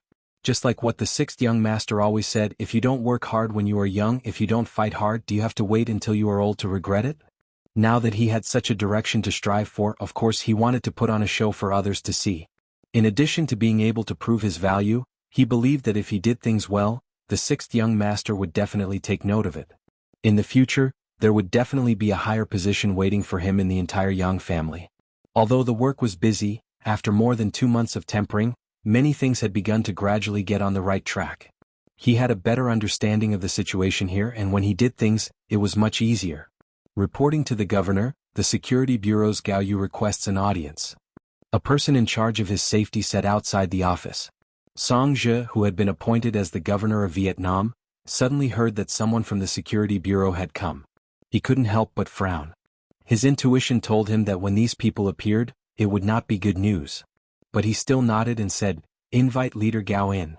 Gao Yu, one of the elite agents of the security bureau, was also a person that the current deputy director, Yang San, valued very much. This time he was sent to Vietnam to be in charge of the intelligence work here. Gao Yu strode into the office and gave Song Zhe a military salute. Although the two sides did not have a direct relationship, as the person in charge of Vietnam appointed by the sixth young master, he must give the corresponding respect. "You don't have to be so polite, Director Gao, please take a seat." Song Zhe also returned the salute and said politely with a smile. Gao Yu, on the other hand, did not have the slightest smile on his face. Instead, he answered very seriously, "Governor Song, we have lost contact with Goyong City." Goyong City? Hearing this, Song Zhe's face flashed with surprise. He was very clear about the situation in Vietnam during this period of time. He was very familiar with the location of the city and what kind of role it played. However, out of caution, he still asked again, "Did something happen to your people that caused you to be unable to contact them in time?" The transportation in ancient times was not good, so there would be some problems with the transmission of information. It was very normal to be late for a few days. It was no wonder that Song Zhe thought in this direction. Gao Yu, on the other hand, shook his head with certainty. "That won't happen. When we send messages, we use two people and two lines. They don't overlap. Even if something happens to one of them, the other will definitely bring the news over. But now it is the designated time and there is still no news. I suspect." When Gao Yu said the words, "I suspect," his expression was obviously more serious. However, he paused for less than 2 seconds before he resolutely said his guess. "I suspect that either something happened to them, or Goyong City has gone out of control and they can't leave the city." Out of control? Can't leave the city? This conclusion was a little scary, and even Song Zhe had to treat it with caution. "Are you sure, Leader Gao? You should know the possible consequences of this conclusion." "I'm sure." Gao Yu's answer was very straightforward. In fact, he dared to say this because he had already waited for an extra day. In other words, after 24 hours, there was still no news about Goyong City. That was why he came to look for Song Zhe. According to the internal regulations of the Security Bureau, he had already gone a little overboard. However, there was no other way. This matter involved too many people, so he had to be very careful. That was why he had waited for an extra day. Hearing Gao Yu's affirmation, Song Zhe's expression turned even uglier. He strode over to the map of Vietnam hanging on the wall. His gaze paused on Go Ming City for a moment before he punched it. Do they really have the guts to do this? Needless to say, Gao Yu, who was standing behind him, naturally knew who he was referring to. This result was exactly the same as his previous analysis. He was also somewhat unable to accept it, but what was coming was unavoidable. Chapter 562. Bang Bang Bang. While Gao Yu was still accepting this fact in his heart, a few gunshots suddenly rang out in the dark night outside. What's going on? Song Zhe and Gao Yu shouted at the same time. Governor, the gunshots are coming from the west gate. It seems like it's coming from the city. Lung Feng, who was guarding the door, had good eyesight. When the gunshots were heard, he ran out to the street and found the source of the gunshots with his keen eyesight and judgment. The gunshots were getting louder and louder, showing no signs of slowing down. Song Zhe and Gao Yu looked at each other and knew that the worst situation had come. Leader Gao, judging from the gunshots, there are a lot of enemies. We need to prepare for the worst. Song Zhe quickly calmed down. There was nothing to be afraid of. I understand. I will immediately bring the radio box here and contact the outside. How could Gao Yu not know how critical the situation was right now? Since the enemy had chosen to make a move on their mercenaries, the other 3 city gates must have been sealed off as well. It would be impossible to rely on people to ask for help from outside. Thank you, Leader Gao. Song Zhe nodded seriously. Only a few people knew about the existence of a radio station in Hanoi City. It was one of the secret weapons that Yang Qindong had prepared for them before he left. Because there was no electricity in the city, in order to prevent the radio from running out of battery, Yang Qindong had specifically ordered that it should not be used unless it was a major incident. Even if they wanted to use it, They needed to get the approval of both the governor and the security bureau. It seemed that now was the critical moment to use it. Gao Yu turned and left the office. Song Jia hesitated for a moment and then said to Lung Feng, "Go and get platoon leader Lu and General Hong Jin." Not long after, the platoon leader of the Lung Feng platoon, Lu Jian, and the Vietnamese mercenary general Hong Jin, appeared in the governor's office. When they arrived, they saw Song Jia and another man busily working on something. Knowing that the two had arrived, Song Jia walked out of the office and looked at Hong Jin. "What's the situation outside?" Reporting to Governor Song, after the west gate was breached, the south gate was also lost. "Our troops are currently fighting with the enemy while retreating into the city. There are too many enemies and it's dark. We're not prepared." Hong Jin lowered his head as he spoke, his face full of guilt. Of the three generals of the Vietnamese mercenaries, Ruan Chunqing and Chin Di were not in the city, so he was in charge of commanding the Vietnamese mercenaries.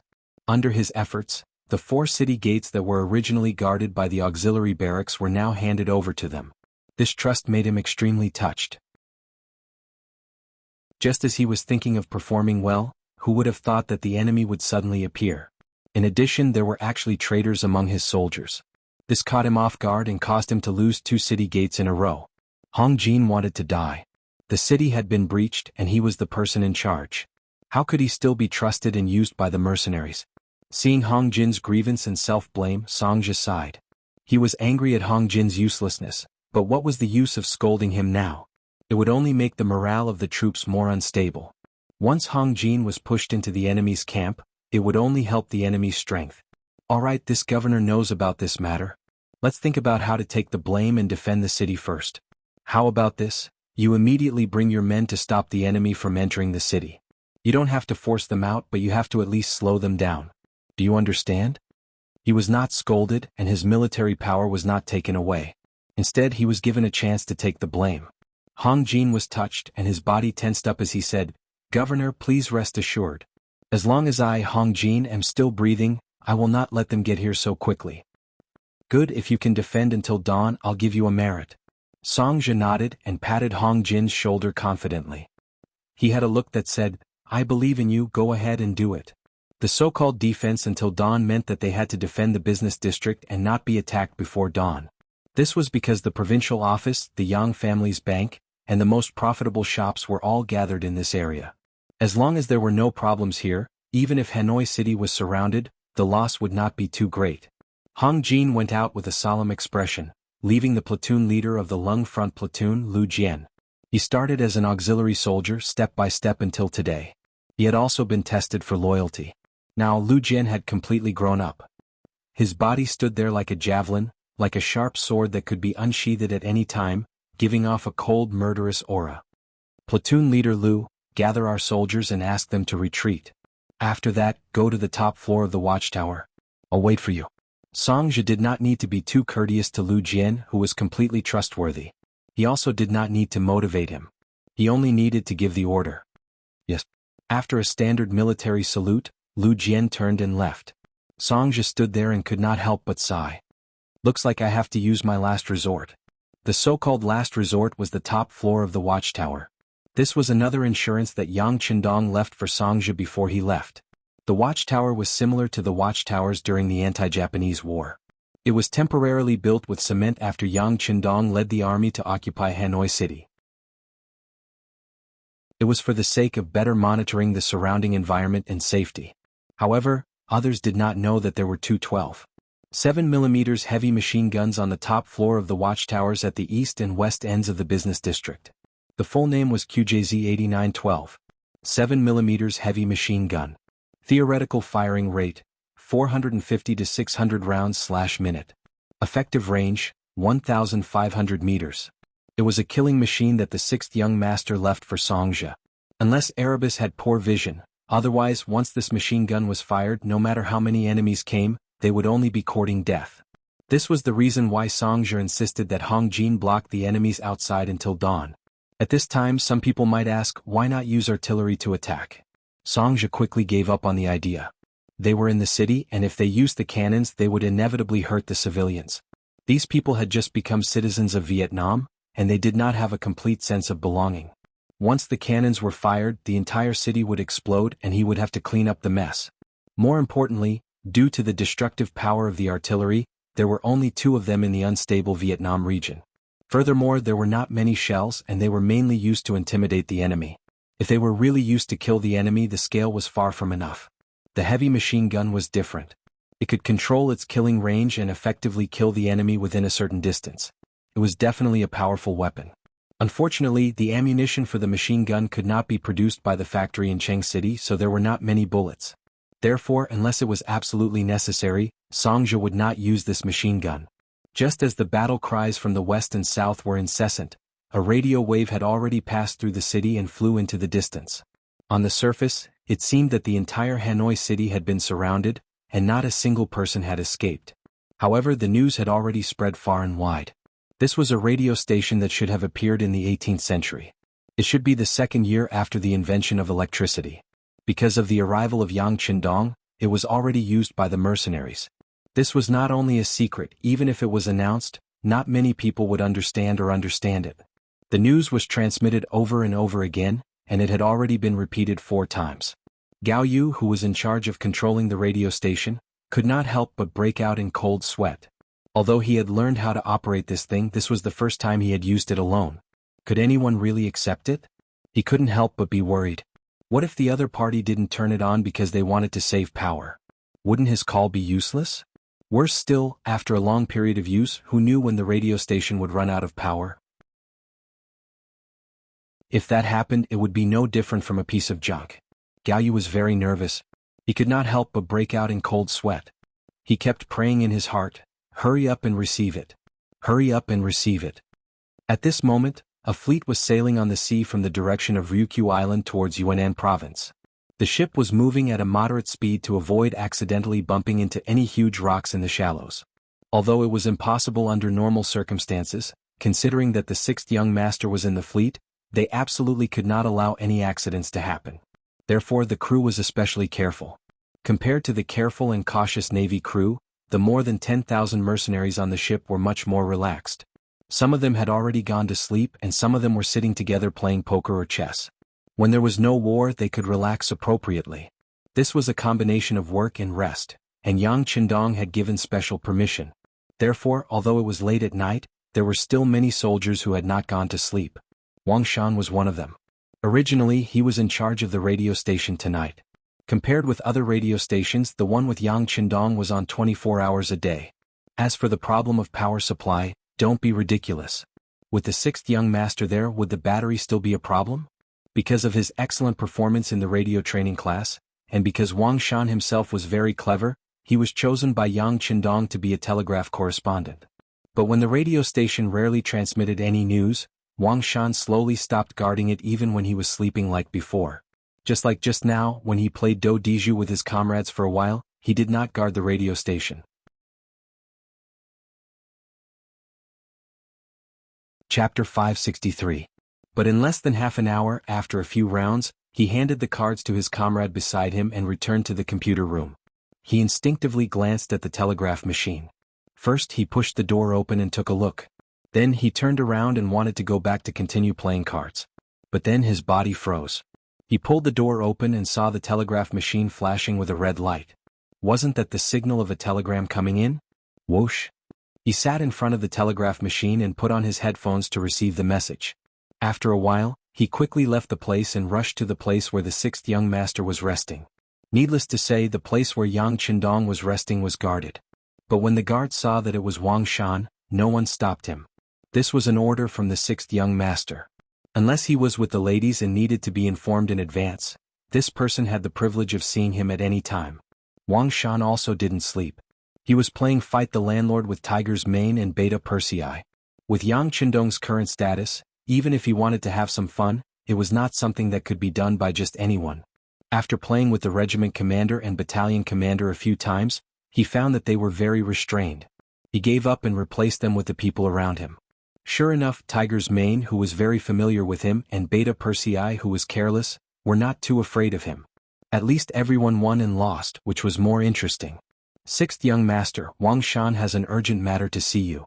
The voice of the first guard Captain Xiu Vi, who was in charge of security outside the door, suddenly sounded from the other side of the door. Wang Shan let him in. Yang Chendong thought that something big must have happened. He turned over and got out of bed. Just as he stood there, Wang Shan had already walked in with an anxious face. Sixth young master, a telegram from Hanoi City. Yang Chendong reached out and took the telegram. There were not many words in the telegram, but it was enough to explain everything. Well, someone actually dared to have designs on Hanoi City. They must have eaten a bear's heart and leopard's guts. Just as Yang Chendong frowned, Wang Shan, who was standing in front of him, lowered his head and said with a flushed face, "Sixth young master, I was absent just now. I didn't receive the telegram immediately.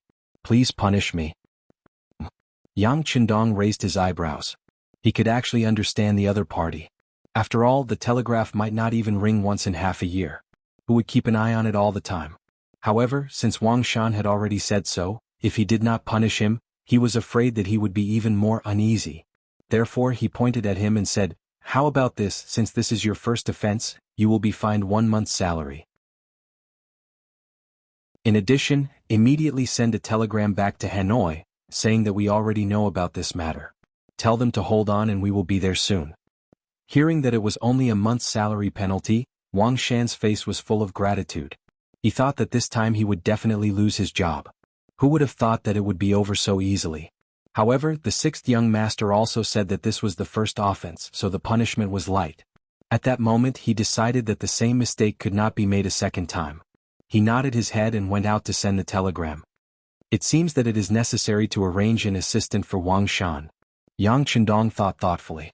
Wang Shan's ability was still very strong, especially when he was very familiar with the code. He could translate the telegram in the shortest time possible. He would not let go of such a talent. Of course, this was only a small matter. How to rescue Hanoi City was the most important thing. Tiger's Mane informed the officers of the 2nd Regiment, 3rd Regiment and above to come for a meeting. In the inner room of the governor's office in Hanoi City, there was an excited shout. "There's a reply, there's a reply." Song Zhe, who was looking at the map of Hanoi City in the outer room, heard such a shout and quickly stepped into the inner room. Who replied to the telegram? What did they say? "It's the 6th young master, the 6th young master. He told us to hold on and support us soon." With a face full of excitement, there was a reason to be excited. That was the telegram from the 6th young master. At this moment, Song Zhe's face was full of relief. Since the message had been sent out, as long as he held on for a week, the reinforcements would definitely come and their crisis would be resolved. Thinking of this, he looked at the transmitter that was already turned off but still had a little bit of warmth. He could not help but show a very envious look. It's good to have such a thing. The matter of sending out the message had been dealt with. The sound of Lu Jian's footsteps could be heard from outside. He had already arranged everything. 2 auxiliary battalions and 6 temporary auxiliary battalions, a total of more than 2,000 people, had retreated to the commercial street that was only about 5 miles away. They were also arranged in various places. If the enemy really broke through the watchtowers, they would be able to take action. It would not be a problem to take care of a few fish that escaped the net. After the matter was settled, Lu Jian came to the office and waited for Song Zhe's orders. "You came at the right time. Bring the cold front platoon and follow me to the watchtower." After seeing Lu Jian, Song Zhe nodded confidently. After all, with external help there was hope. All he needed to do was to hold on. The platoon of Cold Front Platoon followed behind Governor Song Zhe and arrived at the watchtower on the north side of the road. When the key to the door was unlocked and everything in the room was reflected in front of the Cold Front Platoon, there was a series of gasps. To be able to become a member of the elite Cold Front Platoon, one could be considered to have seen a lot. But everything in front of them still gave them a strong visual shock. It was not because of anything else but because of the heavy metal weapons placed there. Needless to say, there were a total of 10 Type 95 machine guns. In other words, every 3 Cold Front Platoon members could have one. In the past, a full company would only be equipped with one high-end weapon. To say that the Type 95 machine gun was high-end was undoubtedly a bit of a slap in the face. Looking at the heavy 12.7mm machine gun on the ground, just the body of the gun and the square buttstock gave off a very imposing feeling. In addition to the golden bullets neatly placed at the side, its lethality was not small. Well, all of this had exceeded the Cold Front Platoon's expectations. They could not wait to rush up and play with it and show off their skills. 10 squad machine guns, 2 12.7mm machine guns over here and 2 over there. They are all yours now. Platoon leader Lu will be responsible for distributing them. I only have one request, and that is to not let the enemy rush into the business district. I'm not afraid to tell everyone that what happened here has already been reported to the 6th young master. It won't be long before our reinforcements arrive. Let me ask you, can you hold on? Songzhi was almost shouting. At this moment he was betting everything on this platoon of Cold Front platoon members. Yes. Including Lu Jian, the 31 Cold Front platoon members replied excitedly. Some of their faces were even flushed. They were already looking forward to their next performance. As long as they performed well and waited for the 6th young master to arrive, how could they be afraid that others would not know of their contributions? Good, since that's the case, everyone go prepare yourselves. I'm afraid that the enemy will appear at dawn. Take the time to rest and eat. Songzhi waved his hand. He did not say much about the following matters. He believed that the Cold Front platoon members should know what to do before the battle. They had to guard the 2 towers in the north and south for God knows how many days. Not only did they have to eat and rest, they even had to think about how to relieve themselves. Hanoi City West Gate. General Sai Shi had already led the army into Hanoi City. With the cooperation from both inside and outside, it was almost effortless to enter the city. The only regret was that when they entered the city, they encountered the patrolling mercenaries on the streets. The 2 sides had a short encounter, which alarmed the mercenaries in the city. When they wanted to take a step forward, the resistance became stronger. If they were discovered, then so be it. Initially, Sexy did not expect to be able to sneak into the city. After all, they had the advantage in numbers. Furthermore, they were in Hanoi City. Many of the citizens here had already submitted to the mercenaries. Sexy did not believe that they would still use those powerful cannons to kill them. If that was the case, many civilians would die. This would undoubtedly affect their newly built reputation. Presumably, this was not something that the enemy wanted to see. It was because of this mentality that the army was able to enter Hanoi City without fear. Reality proved that they had guessed correctly. The cannons did not sound at all. Without the suppression of the cannons, the Lansang army was like an arrow piercing through Hanoi City. In a short period of time they even managed to break through the south gate. It was at this time that they were met with a strong resistance, and their opponents were the Vietnamese mercenaries led by General Hong Jin. Hong Jin had already lost the city. Now he was commanding the battle with the mentality of redeeming himself. In order to complete Songzhi's order to defend the city until dawn, he was going all out. Not only did he send out all the mercenaries in his hands, he even sent out the 500 elite guards that he had imitated Cold Front platoon. In short, he was determined to complete Songzhi's orders at all costs. Under the orders of death, the Vietnamese mercenaries fought against their superior numbers. Cruel cold weapons battles took place in the streets and alleys. Knives, spears, swords, halberds, axes, hooks, forks, sticks, arrows, shields, anything that could be used, anything that could be imagined was brought out. Often, when 2 soldiers were fighting, one would slash at the other's body, while the other would stab at the other's abdomen. Fresh blood flowed out, and it was common for both sides to perish together. The moment the Vietnamese mercenaries showed signs of weakness due to their numbers, Hong Jin's 500 elite guards were sent out. They were all wielding thick steel knives with deep blood grooves on them. Once such a weapon slashed someone, the wound would bleed non-stop and splatter in all directions.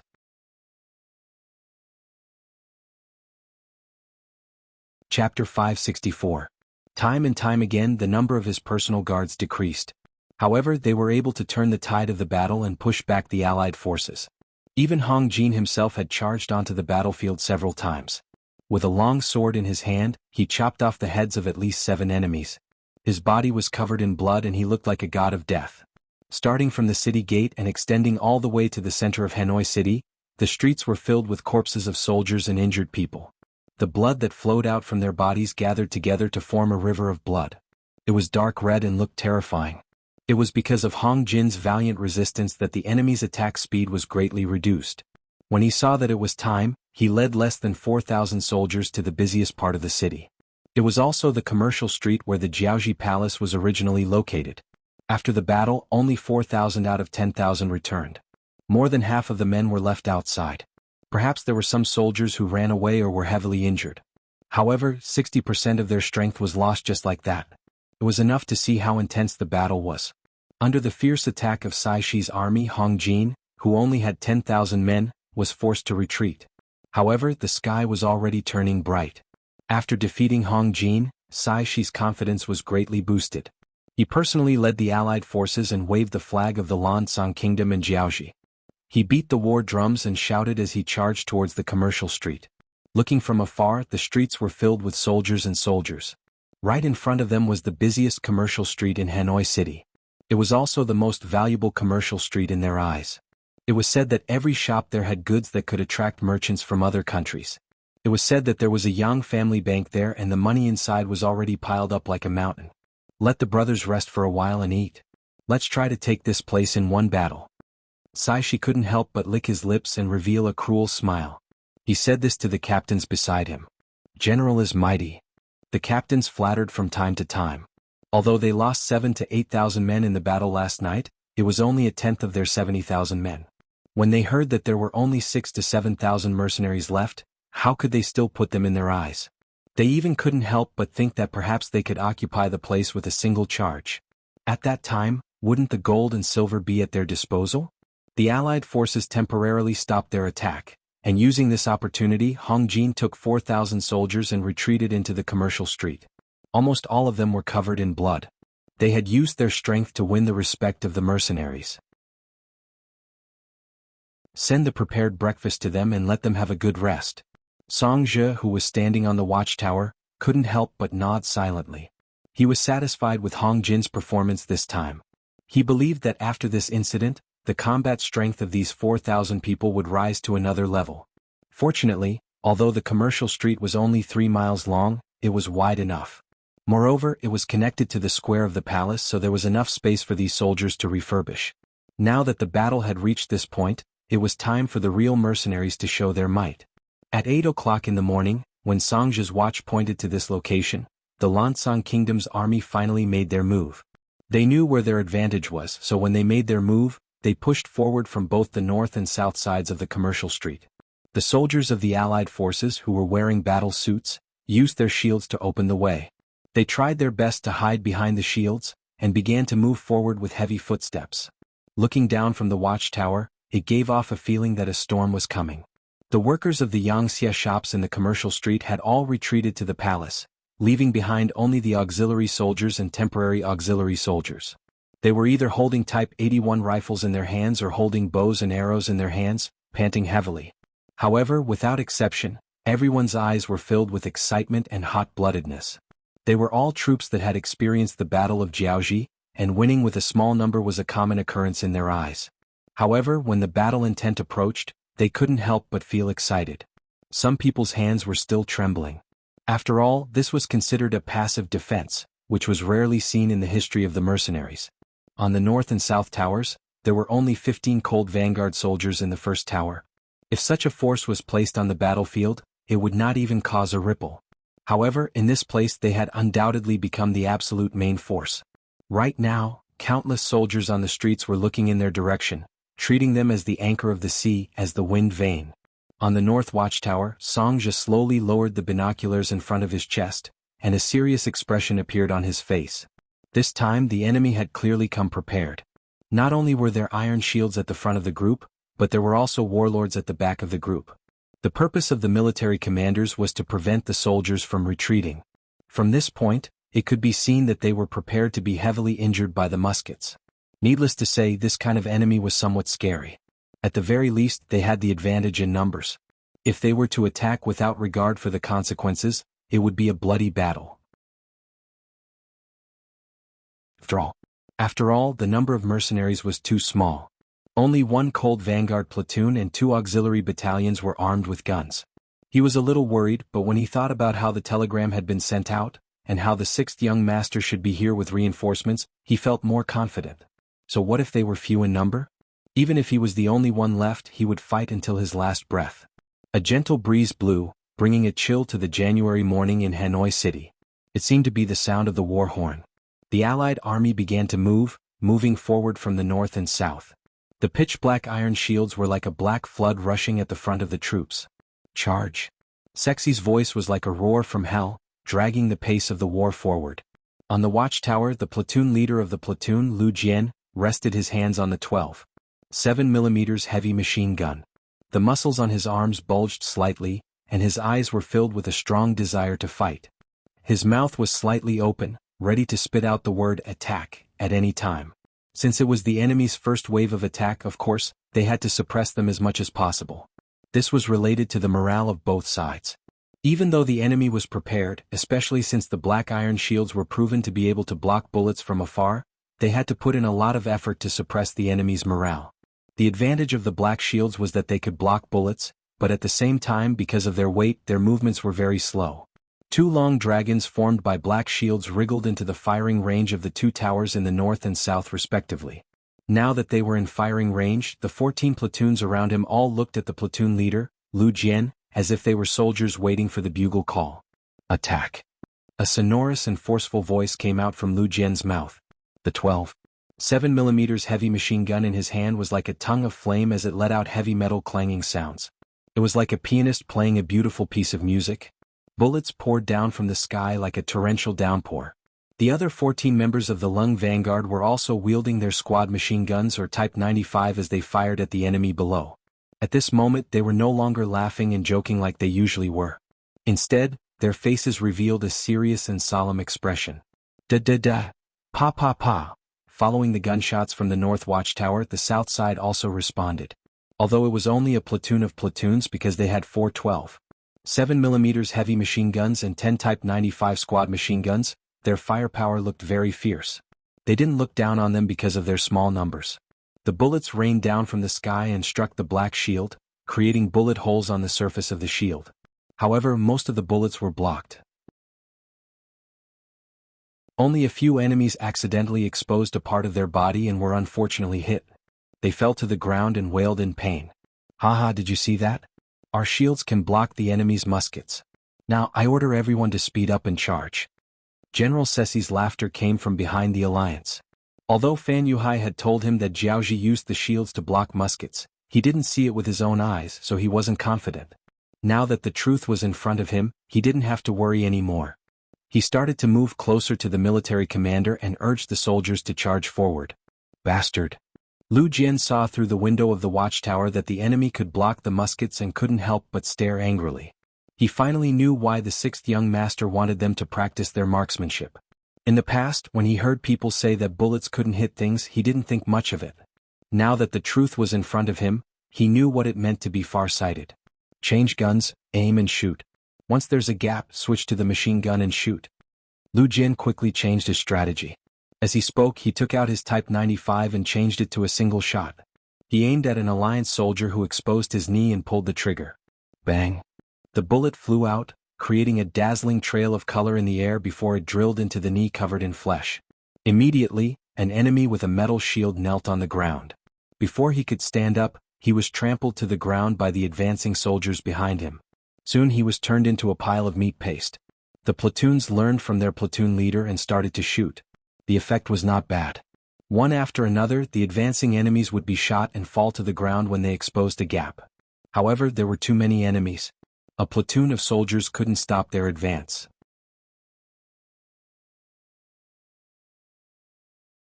Chapter 565.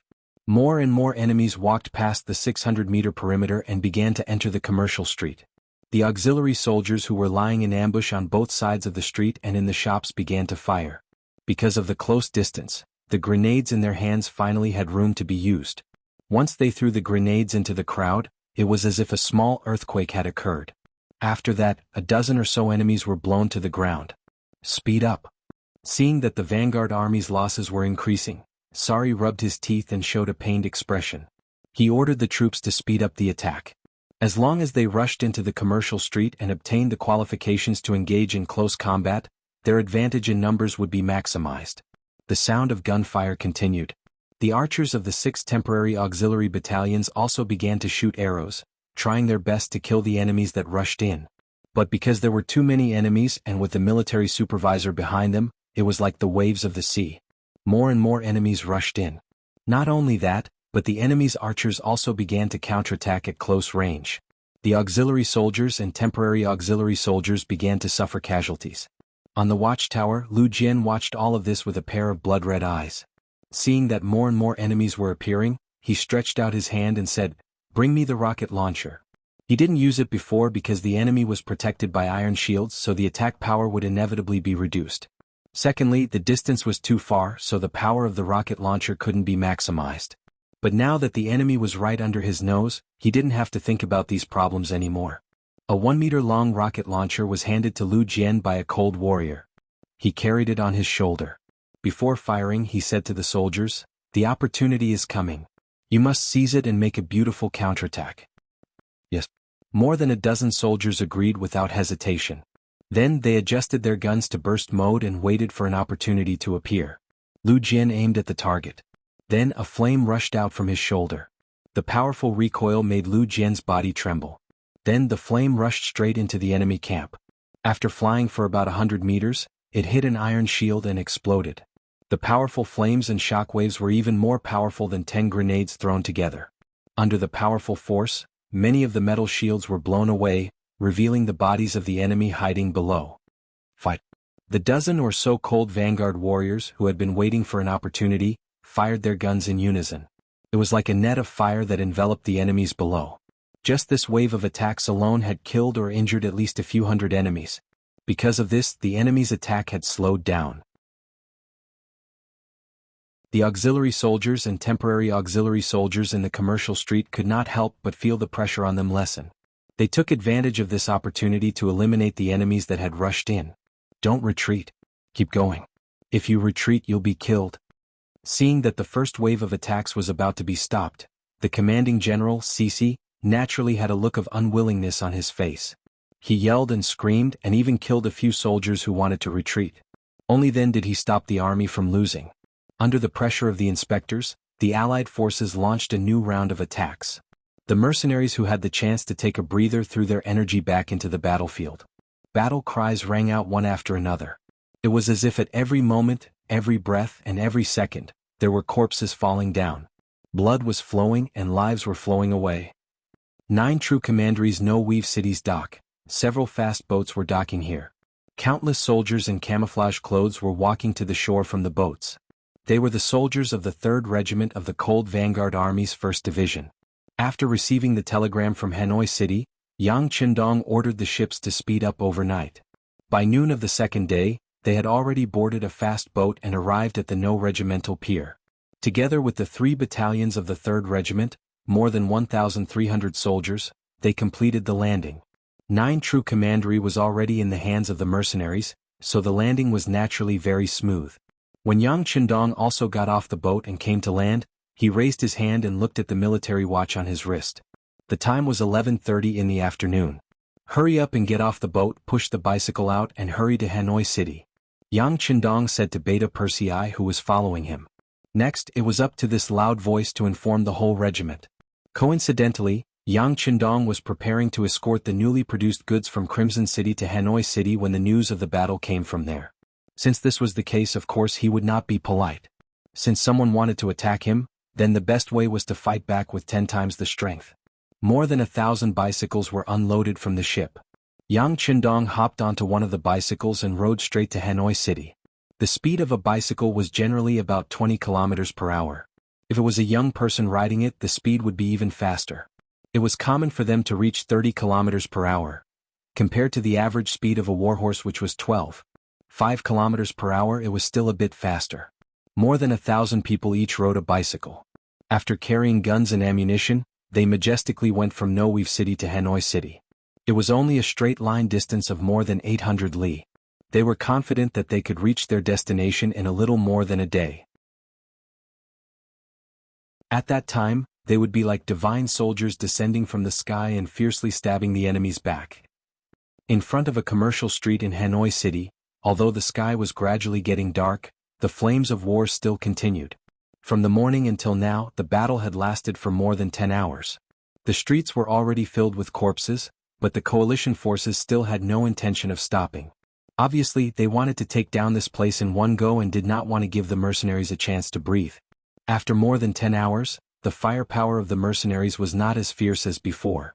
Many of the auxiliary soldiers guarding the shops had their guns burned, so they had no choice but to put down their bayonets and give up their advantage of long-range combat to choose close combat. On the watchtower, the 30 soldiers of the cold front were already exhausted.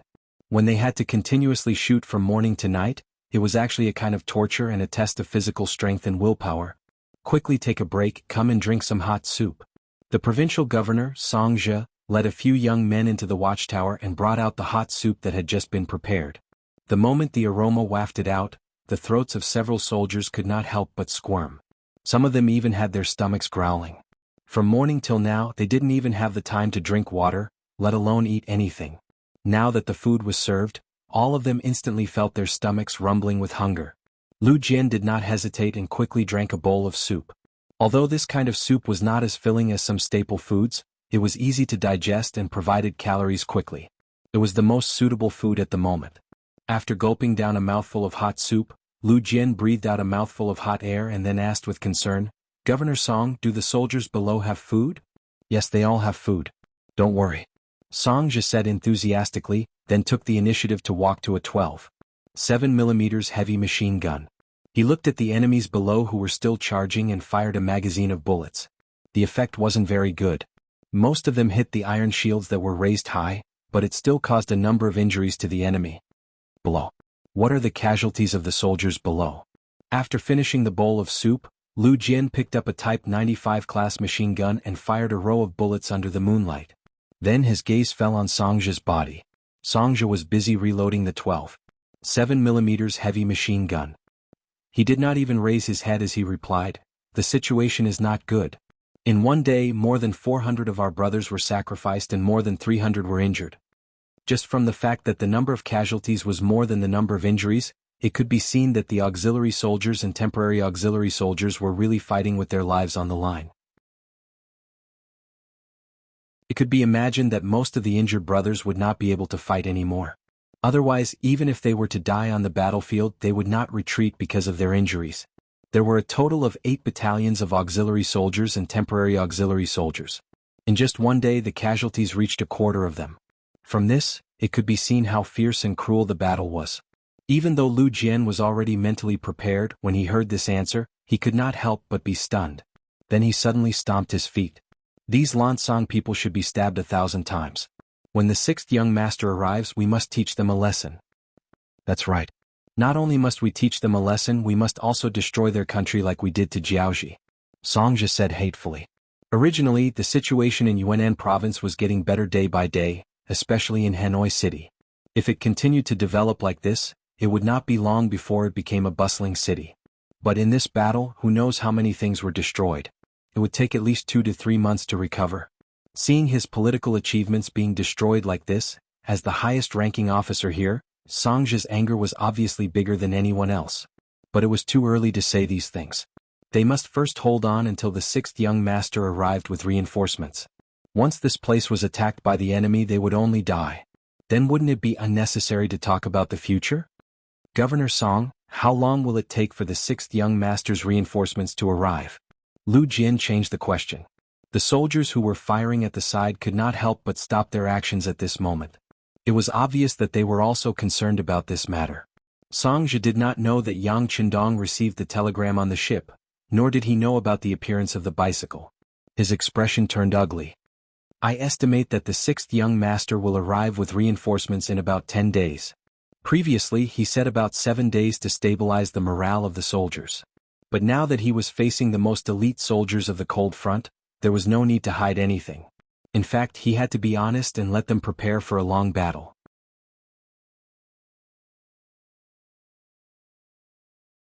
Chapter 566. 10 days. Lu Jian took a deep breath when he heard the answer. He knew that 10 days of reinforcements was the best they could hope for. However, as the platoon leader and the only officer here, he forced a smile on his face. "It's only 10 days, no problem. We can definitely hold on because we are the most elite cold vanguard." "Yes, it's only 10 days, we can definitely hold on." The soldiers were also filled with confidence because of the platoon leader's aura. Only Song Zhe, who was still reloading, had a red face. Would the 6th young master really be able to bring reinforcements in 10 days? On the other side of the commercial street, General Cece was also sitting on a large chair prepared for him by his personal guards. The casualty statistics had just been sent in. In just one day of attacks, the number of casualties had reached 13,000. When he saw the results, he couldn't believe it. If he were to continue fighting like this, wouldn't his 70,000 soldiers only be able to hold on for 5 to 6 days before they would all be buried here? Of course this wasn't correct. After all, it was the first day of attacks. The enemy's muskets could unleash their full power. If he continued to attack with fatigue, even if his body was made of iron, he wouldn't be able to withstand it. Needless to say, muskets required bullets. If they continued to shoot, would the enemy have enough bullets? Since they had already come this far, there was no reason to retreat now. If they did, all their previous efforts would be wasted. Ceci forced himself to calm down and said to the captains beside him, "Pass down the order. Send a small group of soldiers to continue the harassment strategy. The rest of the soldiers should take advantage of the time to rest. When the sun rises tomorrow, we will attack again. No matter what, we must take down this place by tomorrow morning." It was only a commercial street 3 miles away. Ceci was already prepared to cover the ground with corpses. He didn't believe that they wouldn't be able to take down this place by then. He had an absolute advantage in numbers. His soldiers could get a good rest. Even if he had to exhaust them, he would exhaust the 3,000 mercenaries to death. That night, gunshots were constantly heard. In such an environment, it was naturally difficult for the mercenaries to get a good rest, especially when the enemy would suddenly launch an attack when they wanted to rest. There were 2 times when the enemy almost rushed in. At dawn the next day, the enemy launched another fierce attack. 10,000 men and horses were gathered on both the north and south roads. It looked like they were going to charge into the business district at once. In order to deal with such a huge attack, the auxiliary and temporary auxiliary soldiers sacrificed another 500 men to stabilize the situation. When the battle once again reached the night of the same day, almost all of the original 8 battalions were injured, and only 3 battalions were still able to fight. Even the cold vanguard platoon on the watchtower lost 3 soldiers. They were all injured by stray arrows. After all, when 100 arrows were fired at the same time, there would always be a few that would enter the watchtower through the window. Even platoon leader Lu Jian's left arm was hit by an arrow. The bodies of the 3 fallen comrades were carried to the side, leaving the other cold vanguard soldiers with endless fighting spirit instead of sorrow. They were all prepared to die for a noble cause. That night, when Songzhi came to deliver dinner, they all wrote their wills. After all, they did not know when the reinforcements would arrive. Looking at the current situation, not to mention 10 days, they might not even be able to defend for a day or 2. Don't worry, I will arrange for these wills to be kept safe. They will definitely be delivered to the 6th young master. If you die in battle, it will not be in vain. Your families will be taken care of by us, and your revenge will be taken by us. Songzhi kept the wills in his arms as he spoke with tears in his eyes. After a day of attack, the Allied forces also suffered heavy losses. Another 10,000 men were lost. Fortunately, they could see that the mercenaries were at the end of their rope. Ceci began to look forward to the arrival of dawn. At that time, he would launch the final attack. By tomorrow at this time, they would definitely be able to take down the business district and occupy the entire Hanyi city. They would be able to announce their victory to the world. The torrent of bicycles continued to move forward in the darkness. Every bicycle had a glowing flashlight tied to the front. At this moment, they were under the leadership of Yang Qindong and were rushing towards Hanyi city. The ones riding at the front were Yang Qindong and his men. The 6th young master, who was usually calm and collected, did not say a word at this moment. He focused all his strength on his legs. Fortunately, the quality of these bicycles was very good. Every one of them was man-made. Every small part was polished many times before being used. They would definitely not drop the chain at a critical moment. Once one learned how to ride such a thing, one could control it with one hand. They even ate while riding. Other than 2 hours of rest and 15 minutes for toilet breaks and recovery, they were basically always on the road. Knowing that the situation in Hanyi city would not be good, under the leadership of Yang Qindong, a group of cold warriors rode from noon yesterday to the next day. They rode for more than 800 miles in 30 hours. Excluding the time for rest and sleep, their average speed was more than 25 kilometers per hour. Finally, they arrived at the outskirts of Hanyi city in the middle of the night. It was here that they could see flashes of fire from time to time from afar. Needless to say, that must be the center of the battlefield. Young master, let's do it. Tiger's Mane's eyes were fixed on the city. His fists were clenched tightly. It was obvious that he was furious at the moment. The 2nd Regiment's cold vanguard warriors were also quickly gathering. The various battalions, companies, and platoons were checking their numbers and equipment. Although they were tired from the journey, they were still prepared to fight as soon as the order was given. Yang Qindong, whose eyes were shining from time to time, nodded. The earlier they entered the city, the less pressure Songzhi and the others would face. However, the choice of how to attack the city was also very important. Although attacking now was indeed unexpected, he did not want to scare the enemy away. He wanted all of them to stay here. Therefore he needed to plan carefully. Direct company stay behind. The rest of the soldiers should take the time to rest. Third Commander Wu Xing strode over and stood at attention beside Yang Qindong. Direct Company Commander Wu Xing reporting for duty. What? Are you afraid that there won't be a battle to fight? Yang Qindong did not know what to say when he saw the dignified regiment commander taking on the responsibility of a company commander. Isn't it more enjoyable to fight with the sixth young master? Wu Xing blushed and smiled. This was snatching military merit in front of the sixth young master. He wouldn't be unhappy, right? Yang Qindong obviously knew what kind of people these officers were, especially people like Wu Xing. It was as if he was born to fight. Once there was a battle, he would even forget about his wife and children. When it came to a big battle, he would immediately become the commander of the assault force. If you did not let him participate in the battle, it would be painful for him. Not wanting to dampen the enthusiasm of the officers, Yang Qindong did not refuse. Instead he said, "Since you want to be the vanguard, why don't we make a bet? You take your direct company and I'll take the first and second guard squad. Let's see who can take down the city gate first." Although the first and second guard squads had been expanded after the battle, they only had 60 people in total. The direct company of the regiment had 100 people. Wu Xing could not help but show a strong fighting spirit. "Okay, then let's compete. But sixth young master, what if we win?" Seeing how confident Wu Xing was, Yang Qindong smiled. "Hanoi City has a total of 4 city gates. If you want to beat me, you'll have to take down at least 3. Are you confident you can do it?" Wu Xing was taken aback by this rhetorical question. He didn't know how to answer. On the other hand, Yang Qindong waved his hand casually. "All right, if you can beat my guards, I'll give you 3 more machine guns later." Even for the Cold Front Regiment, each company only had 1 machine gun. If they had the chance to get 3 more, it would be equivalent to a lot of fighting power. Wu Xing was very happy. Then, sixth young master, it's a deal. Normally they would not dare to talk to Yang Qindong like this. However, this was the battlefield and they had the heart to compete. Naturally they could be more casual. "Guards, follow me." Yang Qindong was already a little impatient. After making a bet with Wu Xing, he led 60 guards straight to the south gate. Yang Qindong chose to break through the south gate first. Wu Xing began to order his direct company to choose the west gate. This was a competition with the sixth young master. Even if they could not win, they could not lose too badly. On the south gate, there were soldiers patrolling with torches from time to time. When Yang Qindong led the guards to the bottom of the city, they could even hear the voices of the Lansang Kingdom soldiers on the tower. Obviously their defense was very lax. No one would have thought that an enemy would appear at this time. "Prepare the triangle anchor." Yang Qindong raised his head and glanced at the 10-meter-tall city gate tower. A look of disdain flashed across his eyes. With the anger in his heart, and with the help of some other items, climbing up the tower was just a matter of a blink of an eye.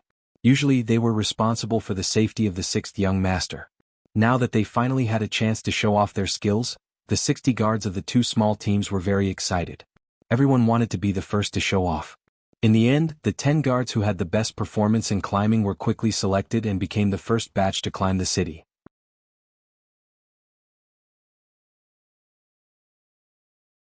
Chapter 567.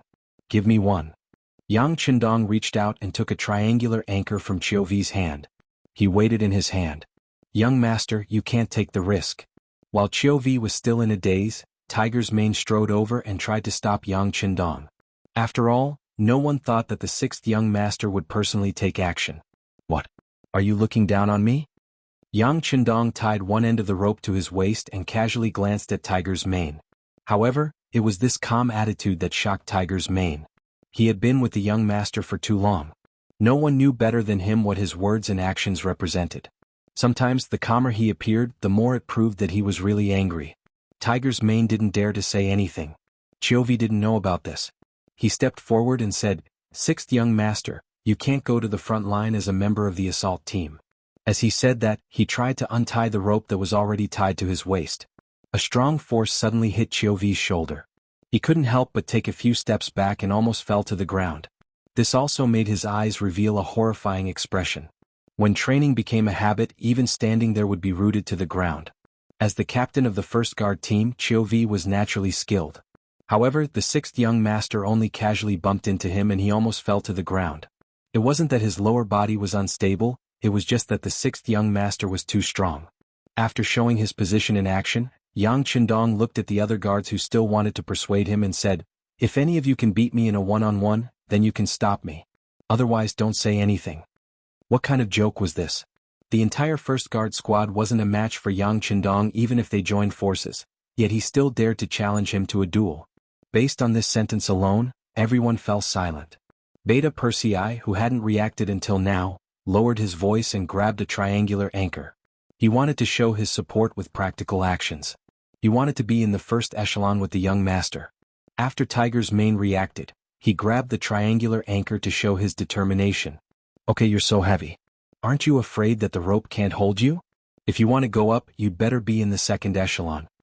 Other than Beta Persei being too heavy and not suitable for this kind of flexible work, the captain of the first squad, Chiovi, the captain of the second squad, Dao Xiao, and several vice-captains and squad leaders grabbed the triangular anchor respectively.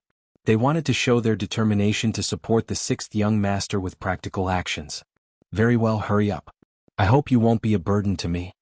After making a joke, Yang Qindong began to exert his strength.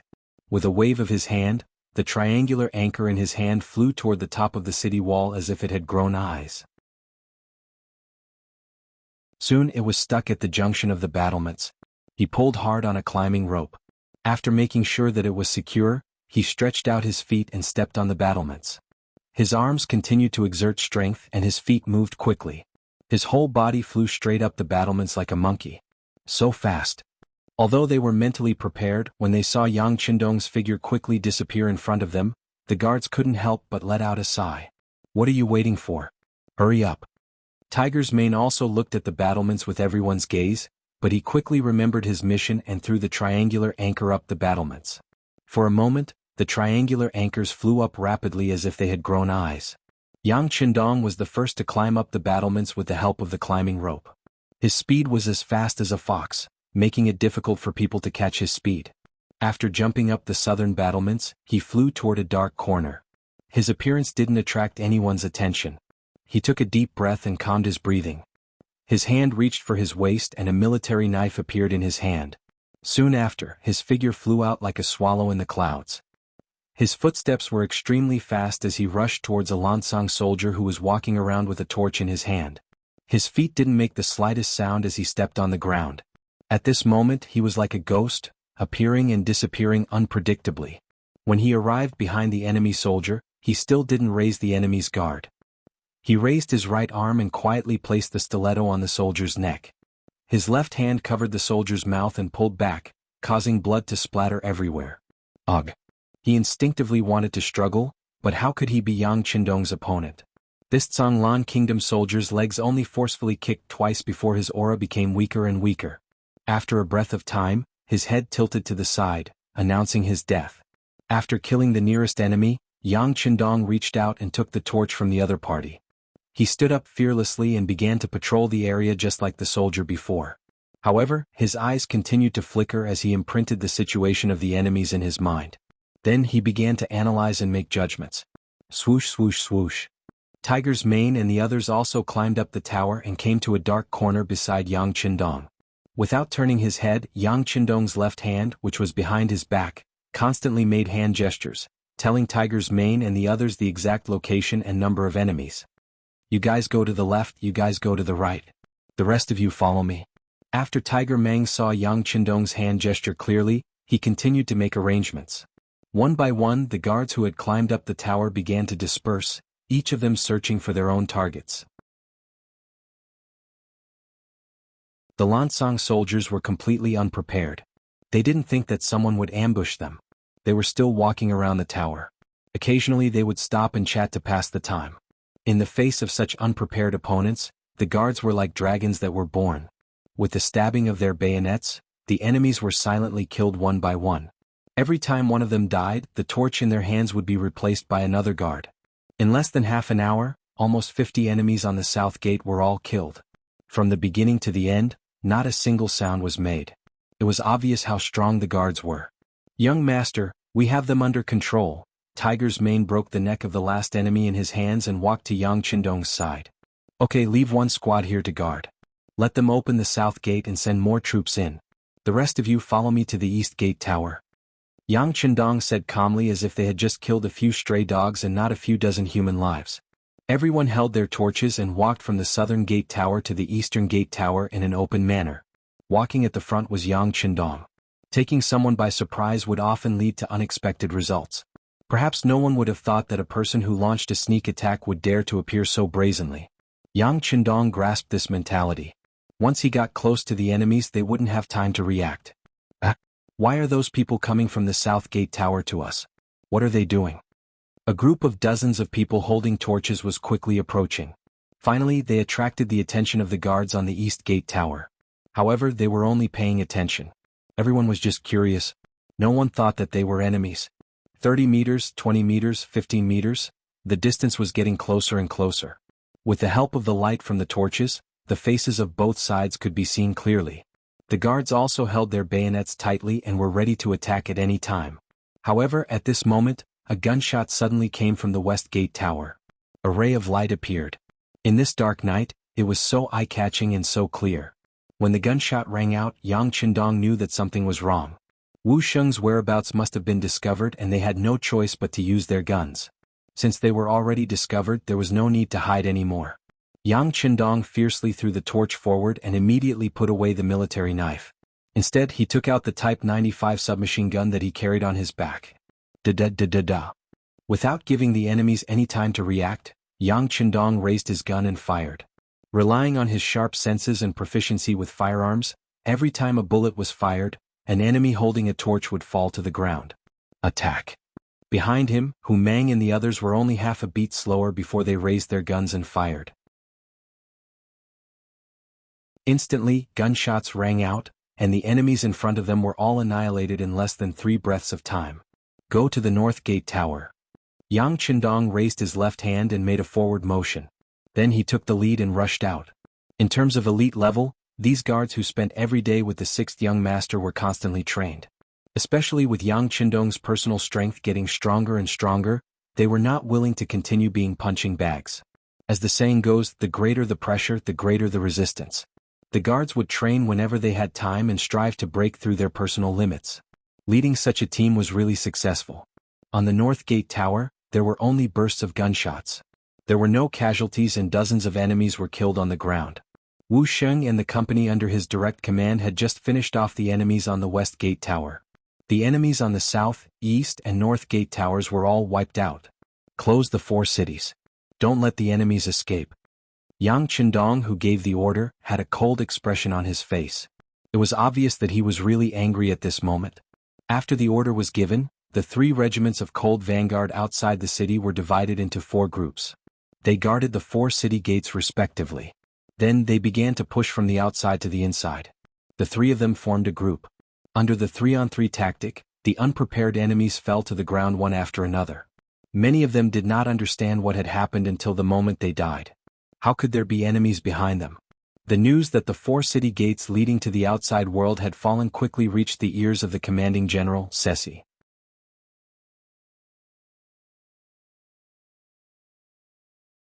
Chapter 568. That's impossible. After hearing the news, Sai Sha, who had just fallen asleep, immediately sat up on the bed and wiped his face forcefully. Obviously he wanted to see if he was still dreaming. Perhaps he rubbed his nose too hard, but Sai Sha had no choice but to face the reality. How many enemies are there?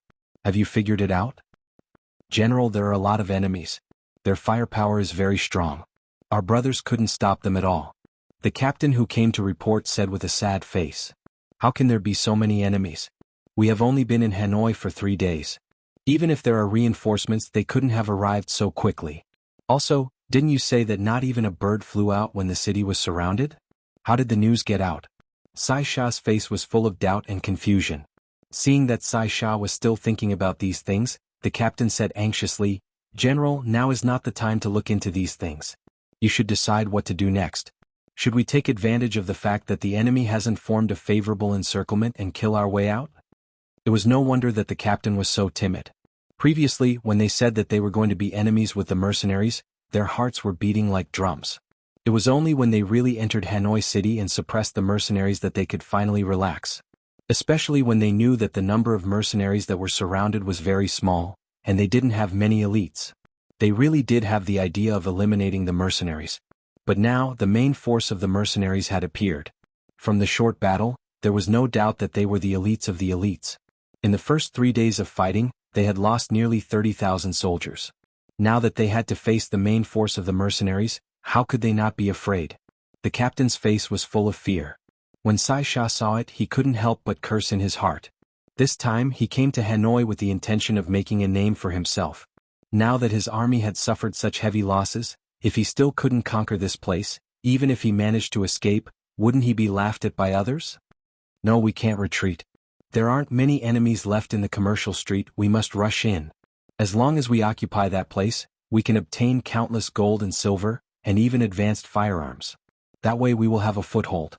As long as we can defend the place, the news will spread quickly and reinforcements will arrive. When that time comes, we can attack from both sides. No matter how strong the mercenaries are, they won't be able to defend themselves. That will be the time for us to make a great contribution. As expected of a ruthless general, not only did he not run away in the face of Lung Feng's attack, he even chose to fight to the death. This seemed to have inspired the major commander, who also saw some hope. General, can we really do it? Why not? We still have more than 40,000 people. Even if we discount them, we still have 20,000 people left. Can't we defend the business district? At that time we will also have the firearms of the mercenaries. What will we be afraid of? Sisi said viciously. He then walked out of his bed and called for a group of guards to carry out a new plan of attack. On the watchtower, Lu Jian was sleeping with a Type 95 class machine gun.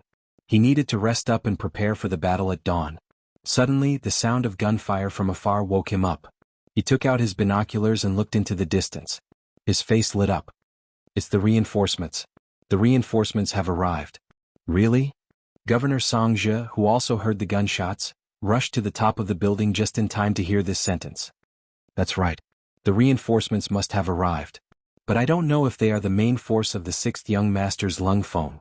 Lu Jian said with uncertainty. After all, it had only been 2 days since the telegram was sent. How could they arrive so quickly? Speaking of which, if the telegram wasn't out of power, they would have received the telegram from Yang Chendong. No matter who they are, as long as they are reinforcements, they are our hope.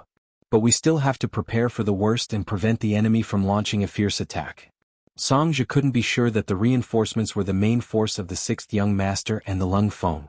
But no matter what, there was still hope. Just as Song Zhe finished speaking, one of the Lung Feng soldiers said, "The enemy is gathering. It looks like they are really going to launch a fierce attack." Song Zhe and Lu Jian heard this and came to the window. They looked down and saw the soldiers of the Lan Song Kingdom gathering. The two of them looked at each other in silence. Their expressions didn't look too good. But some things were already here. It was useless to be afraid. Song Zhe said to Lu Jian, "Platoon leader Lu, I will have to trouble you. Please try your best to stop the enemy. I will go down and inform the other units to prepare for a full counterattack." "Thank you, Governor Song." Looking at Song Zhe's bloodshot eyes, Lu Jian felt sorry for him. He hadn't slept for 3 days.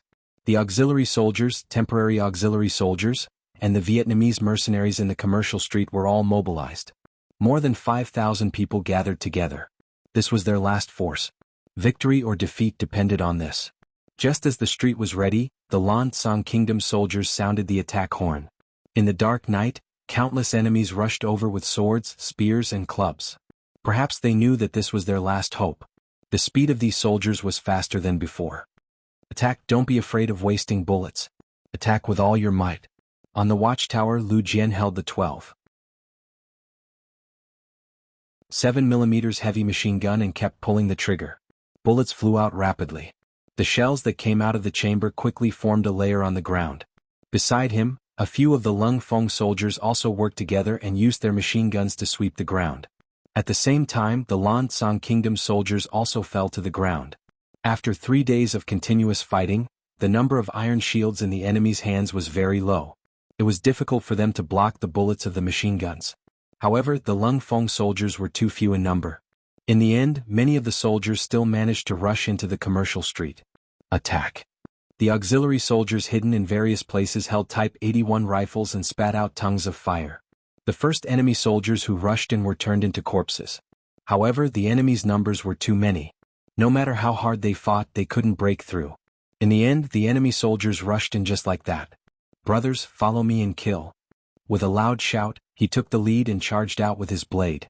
Behind him, there were thousands of soldiers and Vietnamese mercenaries, and they let out loud shouts as they clashed with the soldiers of the Lan Xang kingdom, unfolding the cruelest and most cold-blooded hand-to-hand combat. Scythes clanged, swords hacked, spears stabbed, axes and hooks hacked. Soon the place became a purgatory. Blood, broken limbs and corpses were everywhere. The Lung Fong 3rd Regiment was like a ferocious tiger rushing down the mountain from the city gate towards the center of Hanoi City. Following them were tens of thousands of educated youths from Chichen City. Of the 50,000 youths who were sent here at the beginning, there were only about 10,000 of them left in Hanoi City. When the battle broke out, they tried their best to hide. Although they were unarmed and wanted to kill the enemy and serve their country, they knew their mission and responsibility. Without a plan, they would only be courting death if they rushed out. When the Cold Vanguard Regiment appeared, they quickly gathered together and followed behind the Cold Vanguard Regiment. They took all kinds of weapons from the dead enemy soldiers and charged towards the commercial street with the Cold Vanguard Regiment. At the front of the charging army, Yang Qindong took the lead. Every time he fired a shot with the 95 style, an enemy would fall to the ground. With the existence of that qi, his perception was at least 3 times stronger than that of an ordinary person. These advantages made him like a fish in water. In just a short while, the number of enemies who had died at his hands had exceeded 100. "Young master, slow down. Young master, be careful." Tiger's Mane followed behind Yang Qindong with 2 guards. A gentleman would not stand under a collapsing wall.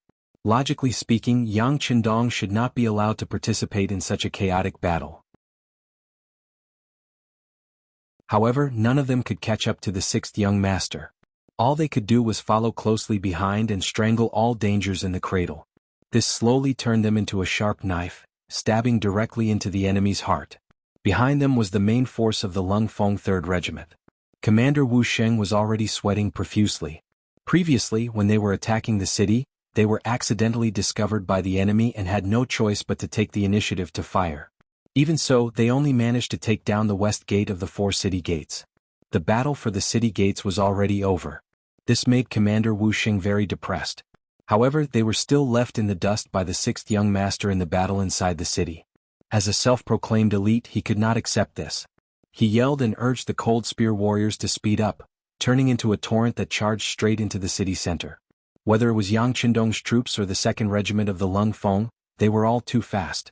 They were so fast that the Lan Xang Kingdom soldiers did not even have time to form an effective defensive line before they killed their way over. Then they broke their formation and forced countless enemies to flee. Those who were too slow to run simply threw down their weapons and knelt on the ground.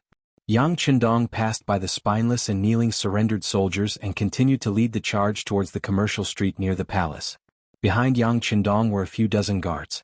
Although they tried their best, they realized that they were getting further and further away from the 6th young master. Behind the guards was the 3rd Regiment of the Lung Fong led by Commander Wu Sheng.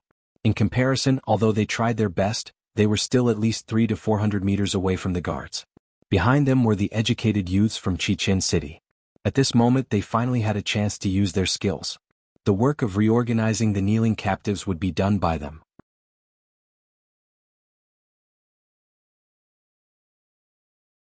Chapter 569. The gunshots never stopped from night till dawn. When a white light slowly rose from the horizon, Yang Qindong was already 1 kilometer away from the commercial street. It was obvious that there was a group of people shouting here. After dodging to a corner, Yang Qindong took a deep breath. Then he loaded a new magazine with the Type 95 in his hand. He couldn't remember how much ammunition he took out from the warehouse. "Young master." During this pause, Tiger's Mane and the others finally caught up. Then they leaned against the corner to rest. This night, they had been killing enemies and chasing after the 6th young master. They didn't feel anything before, but now that they had a chance to rest, the fatigue immediately filled their bodies. "How is it? Very tired, right? Bear with it, the battle will be over soon." Yang Qindong's gaze swept over the team members and revealed a smile. Yang Qindong had been charging at the front line all this time. He should be far more tired than the others. In particular, his perception had always been in a very tense state. Because of the existence of the qi, he felt tired, but it wasn't that strong. On the contrary, he could feel that the qi was stronger than before, and even faintly felt that it was getting bigger. This made Yang Qindong very curious. He wanted to know if there was a limit to this key and where the limit was. The other team members didn't know what the sixth young master was thinking. After receiving encouragement, everyone's fatigue suddenly decreased by half. Each of them puffed out their chest, showing that they could still fight. Okay, check your weapons and equipment and prepare for a surprise attack. Yang Qindong's eyes were smiling. It was as if they weren't going to kill people but to have fun. After fighting for a night, the team members didn't have many bullets left. They weren't like Yang Qindong, who owned a large warehouse and had the world's largest arsenal behind him. But the remaining bullets were no problem for a round of attack. Alright, let's count to 5 and charge together. Seeing that all the soldiers were looking at him with inquiring eyes after checking their weapons, Yang Qindong suddenly said with a heroic spirit, 5, 4, 3, 2, charge. When Yang Qindong counted to 2, his figure had already stood up. With the word charge, he was the first to appear on the main street. Then the 95 style in his hand spewed out a tongue of flame, directly killing the enemies on the street behind him. This enemy troop was General Sexy's headquarters. He was reprimanding the captains and kiliarchs under his command as the battle was going badly. Who would have thought that an enemy would suddenly appear behind him? Da-da-da. Gunshots rang out one after another, and the unprepared Lansang soldiers fell to the ground like sliced chives. The gunshot attracted Cece's attention. What's going on? Why are there enemies behind us? Where are the troops we arranged to stop the enemy? It was no wonder that Cece was so panicked. At the beginning of the battle, he arranged for 3 kiliarchs and 3,000 soldiers to guard behind him.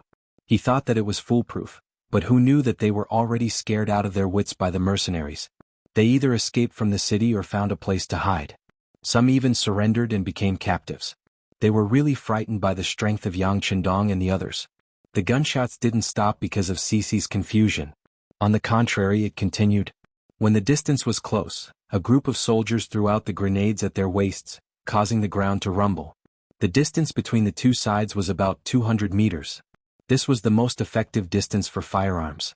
On the other hand, the weapons in the hands of the Lansang soldiers were like toys in the hands of children. They were not of any use at all. Hold on. Cece was caught off guard by Lung Feng's sudden appearance. Only when many of the soldiers in his line of sight had fallen to the ground did he react. He loudly gave out orders as he fled to a nearby street under the protection of his personal guards. The mercenaries in the commercial street were getting weaker and weaker after a few rounds of attacks. Originally, 1 or 2 more attacks would have been enough to clinch victory. The sudden appearance of the cold front made Cece's plan fall through. He had no choice but to escape to another place. Wanna run? Yang Qindong's eyes spat out flames of anger. With his inhuman eyesight, he naturally saw that there was a general wearing golden armor among the people escaping. If he guessed correctly, he should be the leader of the mercenaries. If he didn't encounter him, it would be fine. But since he encountered him, there was no reason to let him escape. He ran as if he was flying. With a leap, he jumped onto the roof of a house and threw out a sentence to Tiger's Mane behind him. I'll chase after the enemy. You guys are responsible for cleaning up this place. With that, Yang Qindong disappeared from the sight of Tiger's Mane and the others. Everything happened too quickly. In addition to a night of killing, even Tiger's Mane and the others felt a little exhausted. They definitely couldn't keep up with the young master's speed. Qiu V Dao Shao, you guys are responsible for settling the matters here. Beta Persei, let's go. Even though he was very tired, Tiger's Mane still decided to chase after him. This was a display of loyalty. Tiger's Mane and Beta Persei left. Behind them, a few members of the first guard team followed. Ba Dao Jiang, Ping Yu and the others were among them. Their thoughts were the same. They absolutely couldn't let the sixth young master take the risk. In fact, if it weren't for the fact that they were physically exhausted, they would have followed behind Yang Qindong. Cece naturally didn't know that he had been targeted. When he left a group of people to guard the place, he thought that he was already safe. So when he walked to another street with nearly 100 of his personal guards, his originally nervous heart had already relaxed. It was early in the morning and the battle in the commercial street had already lasted for 3 days. The people in the vicinity had already fled. On a relatively spacious street, there was only Cece and nearly 100 of his subordinates. This time we were unlucky. The mercenaries came just in time. But it doesn't matter. After this battle, at least we know that they are not invincible. After I leave the city and regroup, they definitely won't be so lucky the next time they come. Cece's face was unconvinced.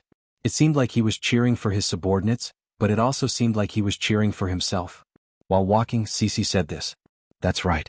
With the general's divine power, even the mercenaries are no match for you. Immediately, a personal guard flattered him. Ha ha ha. Hearing the flattering words of his subordinates, Cece laughed and completely forgot that he was scared shitless when he saw the mercenaries. This army that didn't look like a failure at all was actually laughing at this time. It looked so discordant. At this moment, an even more discordant voice exploded above their heads. Bah! It's just a group of clowns. How dare they boast so shamelessly? Who is it? Who is it? Where is he? As soon as they heard the reprimanding voice, Cece and the others quickly looked over and saw Yang Qindong standing on a 5-meter-high roof. Of course they didn't know who Yang Qindong was. But they could see that the opponent was only one person. Although this person was holding a firearm that they had never seen before, 100 people against one person still gave them enough courage. You're only one person and you still dare to show your face. You really don't know how to write the word death. Come, let's attack together. Cece's eyes flashed with a fierce light. His gaze was more focused on the firearm in Yang Qindong's hand. He thought that this battle was already over, but if he could snatch an advanced firearm, then this trip would be worth it. The fact that 100 people could fight one person gave the other personal guards a great deal of confidence. After receiving the general's order, they clamored and surrounded the rooftop. You don't know the meaning of death. Yang Qindong stood on the rooftop like a god. Looking at these people with swords and spears who wanted to surround him, his eyes flashed with a strong murderous intent. Then he raised the gun and fired at a few personal guards who were climbing up the rooftop. Bang!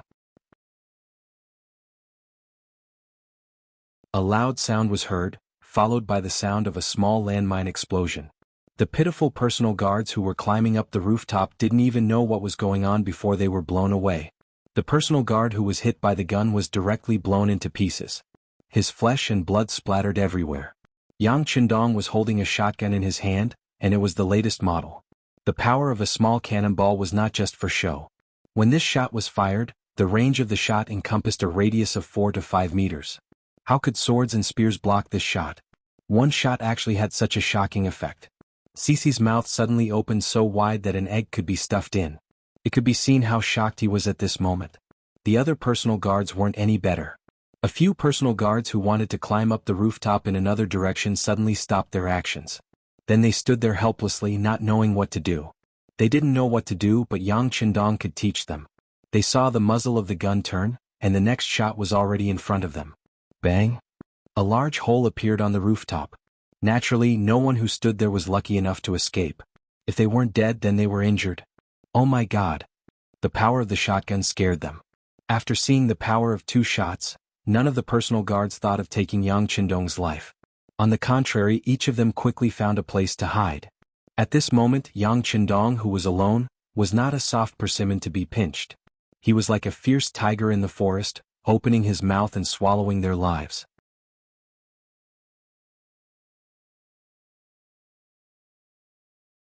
Chapter 570. Peng peng peng. Shot after shot, hitting the bodyguards who were running in all directions. One bodyguard after another fell to the ground, screaming and wailing, giving people a feeling of fear. What kind of weapon is this?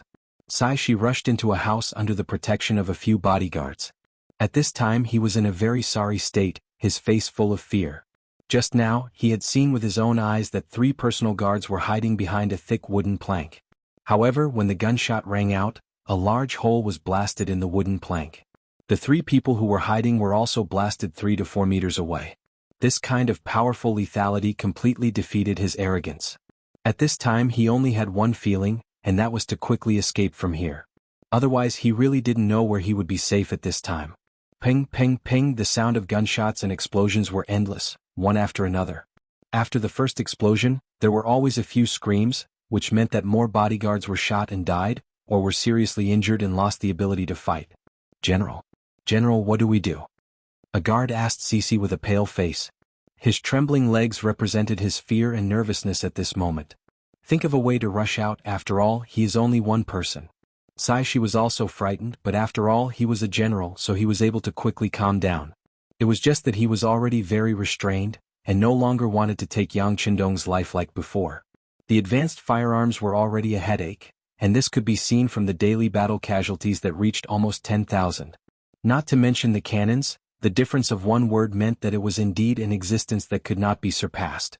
Just in terms of momentum, the shotgun was already far superior to the 81 rifle and the 95 style. Let's split up and rush out. Saishi forced himself to calm down and tried to make his voice sound calm, then pointed at the 3 bodyguards beside him. You 3 run out in different directions, the others follow me. You have to remember, he is only one person, and it is impossible for him to shoot at all of you at the same time. The personal guards were used to obeying the general's orders, especially when they thought that there was only one enemy. If they fled in all directions, their chances of survival should be very high. A few personal guards looked at each other and nodded before rushing out of the house in different directions. Yang Qindong, who had already put away the shotgun, took out a Type 95.5 8mm machine gun from the big warehouse. The gun's empty weight was 3.95 kilograms, 840 millimeters long, 600 m shooting range, and was fed by a 75-round drum. Compared to the shotgun that could only hold 6 rounds, this Type 95 machine gun's performance was a bit more powerful. The only difference was that it was not as powerful, but in front of the bodyguards were already scared out of their wits. It was nothing. Just as he reloaded a new magazine, he saw someone rushing out of the house. A cold light flashed in Yang Qindong's eyes. How could he be polite?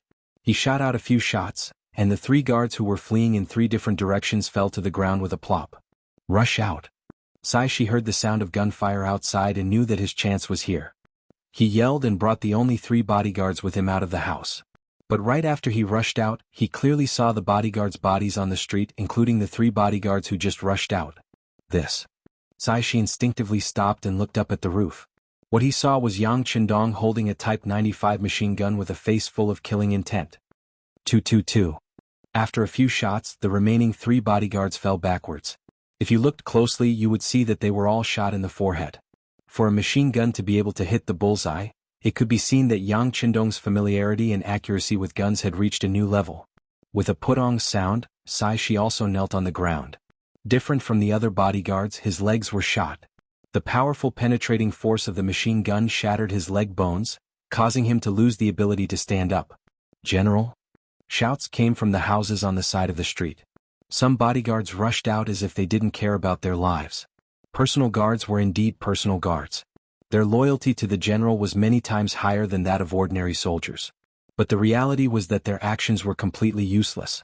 They could only become souls under the gun. 222. The muzzle of the gun spat out a tongue of fire. Then the bodyguards fell to the ground one by one. None of them could reach Saishi's side. Seeing everything that happened, Saishi forgot about the pain in his legs. Because at this moment, his heart was in even more pain. The moment he mustered the courage to look up, he saw Yang Qindong standing on the roof like a devil. He made people feel a deep fear from the bottom of their hearts. The gunshots finally stopped, and the whole street instantly became quiet. None of the bodyguards were alive. The only ones who could breathe were Yang Qindong standing on the roof and Saishi, who was trembling on the ground with bleeding knees. Young Master. Tiger's Mane and the others finally appeared. When they saw Yang Qindong on the roof safe and sound, they couldn't help but breathe a sigh of relief. Then they were deeply shocked. They were frightened by the scene in front of them. The street was full of corpses and there were nearly 100 of them. This was all done by the 6th young master? Badao Jiang said as he couldn't help but gulp. 1 against 100. Although they had the advantage of advanced firearms, it wasn't something they could do. That should be the enemy general who caused trouble for us this time. Capture him and we'll have a public trial later. Right, bandage him up. We can't let him die so quickly. Jumping down from the roof, Yang Qindong walked to Tiger's Mane and Beta Persei. At the same time that Saishi was captured in front of the commercial street because of the appearance of the guards in the 3rd Regiment of the Cold Front, the Lansang soldiers here were first defeated, then kneeled and surrendered in front of the powerful forces. The crisis of Hanoi City was resolved. At the entrance of the commercial street, Yang Qindong stood there and looked at the mess in front of him. On the commercial street after the war, some guns were completely smashed, and machine gun parts were scattered all over the ground. The bodies of the martyrs were in various positions. Some were hugging the enemy's waist, some were hugging the enemy's head, some were choking the enemy's neck, some were pressing the enemy to the ground, and some were burning together with the enemy. There was also a soldier who was still holding a grenade in his hand. His body was covered in brain matter. The brains of the Lansang soldiers who died with him were splattered all over the ground. Another soldier was holding half of the enemy's ear in his mouth. When they buried the bodies of the martyrs because their hands were interlocked, they hugged the enemy so tightly that some of their fingers were broken. The cruel side of the war was finally revealed. In this battle, a platoon of the Cold Front soldiers had lost 6 people, and more than 10 were injured. Of the 2 battalions of auxiliary soldiers, only 1 company was left standing. Of the 6 temporary auxiliary battalions, only 1 battalion survived. Of the 10,000 Vietnamese mercenaries led by Hong Jin, only less than 1,000 were left. This battle was the worst loss the mercenaries had suffered since they set out on the battlefield. Although this sacrifice had eliminated more than 40,000 enemies, this result still made Yang Qindong's heart ache. Standing behind him, Tiger's mane, Beta Persei and the others' eyes were red, and the murderous intent in their hearts had unknowingly gathered. Young master, this hatred must be avenged. Of course it must be avenged. Yang Qindong said with absolute certainty. Not only did the Lansang kingdom take in Fan Yuhai's defeated troops, they even dared to take the initiative to attack them. If he did not destroy them, how could he get rid of the hatred in his heart? Wouldn't that make others look down on him? 6th Young Master. Song Zhi Gaoyu, Lu Jian and Hong Jin finally appeared. From their bodies one could see heavy fatigue. It was obvious that the 3 days and 4 nights of fierce battle had consumed a lot of their energy. As soon as the 4 of them appeared, they had a guilty look on their faces. With such a heavy loss this time, they did not know what kind of punishment they would receive. Although they had worked hard in the process, the result was still unbearable. This was especially true for Hong Jin, who was one of the 4. This time he was the one who allowed the enemy to break in while he was defending the city. What was even more hateful was that there were some traitors among his subordinates. It could be said that he was the most responsible for this incident in Hanoi City. He was originally a defeated general, and this time he committed such a big mistake. He really did not have the face to face Yang Qindong.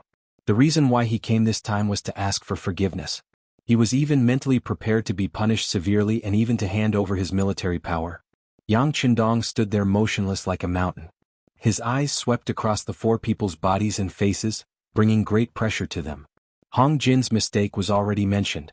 Gao Yu's mistake was that he did not follow the rules and regulations. As a result, the telegraph was always on.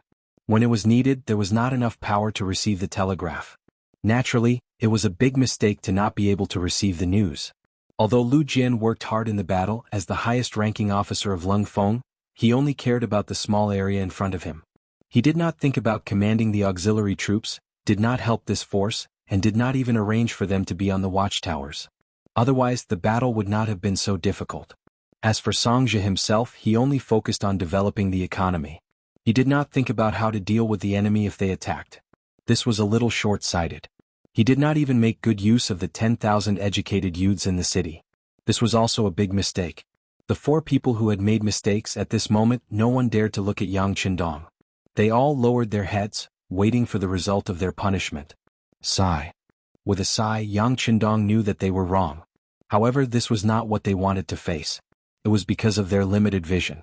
He believed that with this experience they should know how to deal with it in the future. You have worked hard. After sighing, Yang Qindong did not blame them. Instead, he encouraged them to say such a sentence.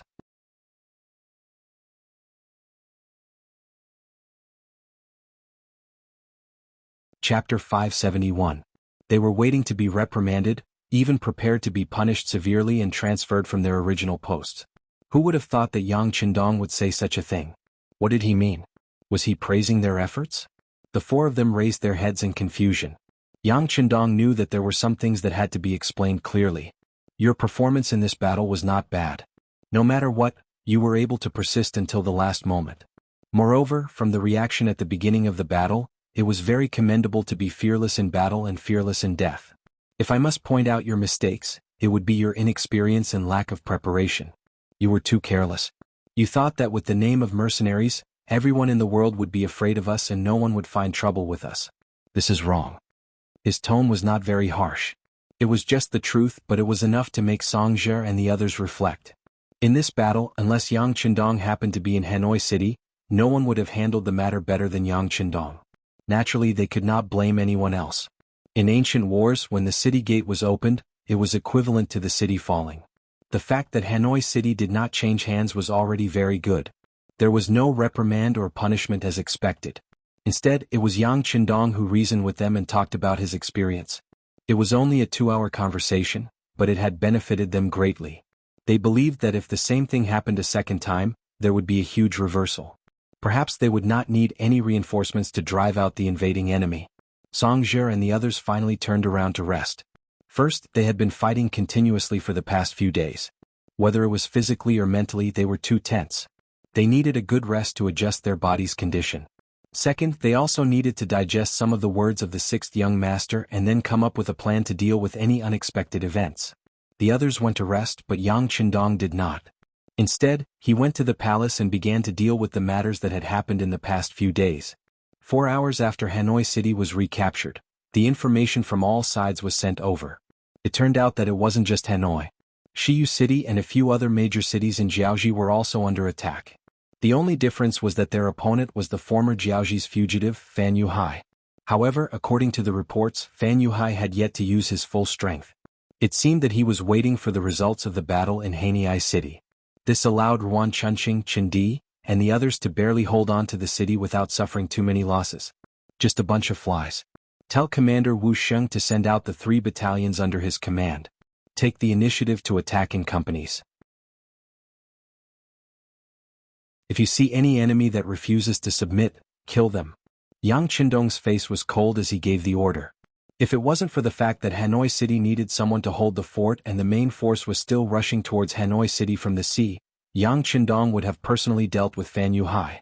He had a feeling that the reason why the Lansong Kingdom had the guts to take the initiative to attack Hanoi City was because of this person.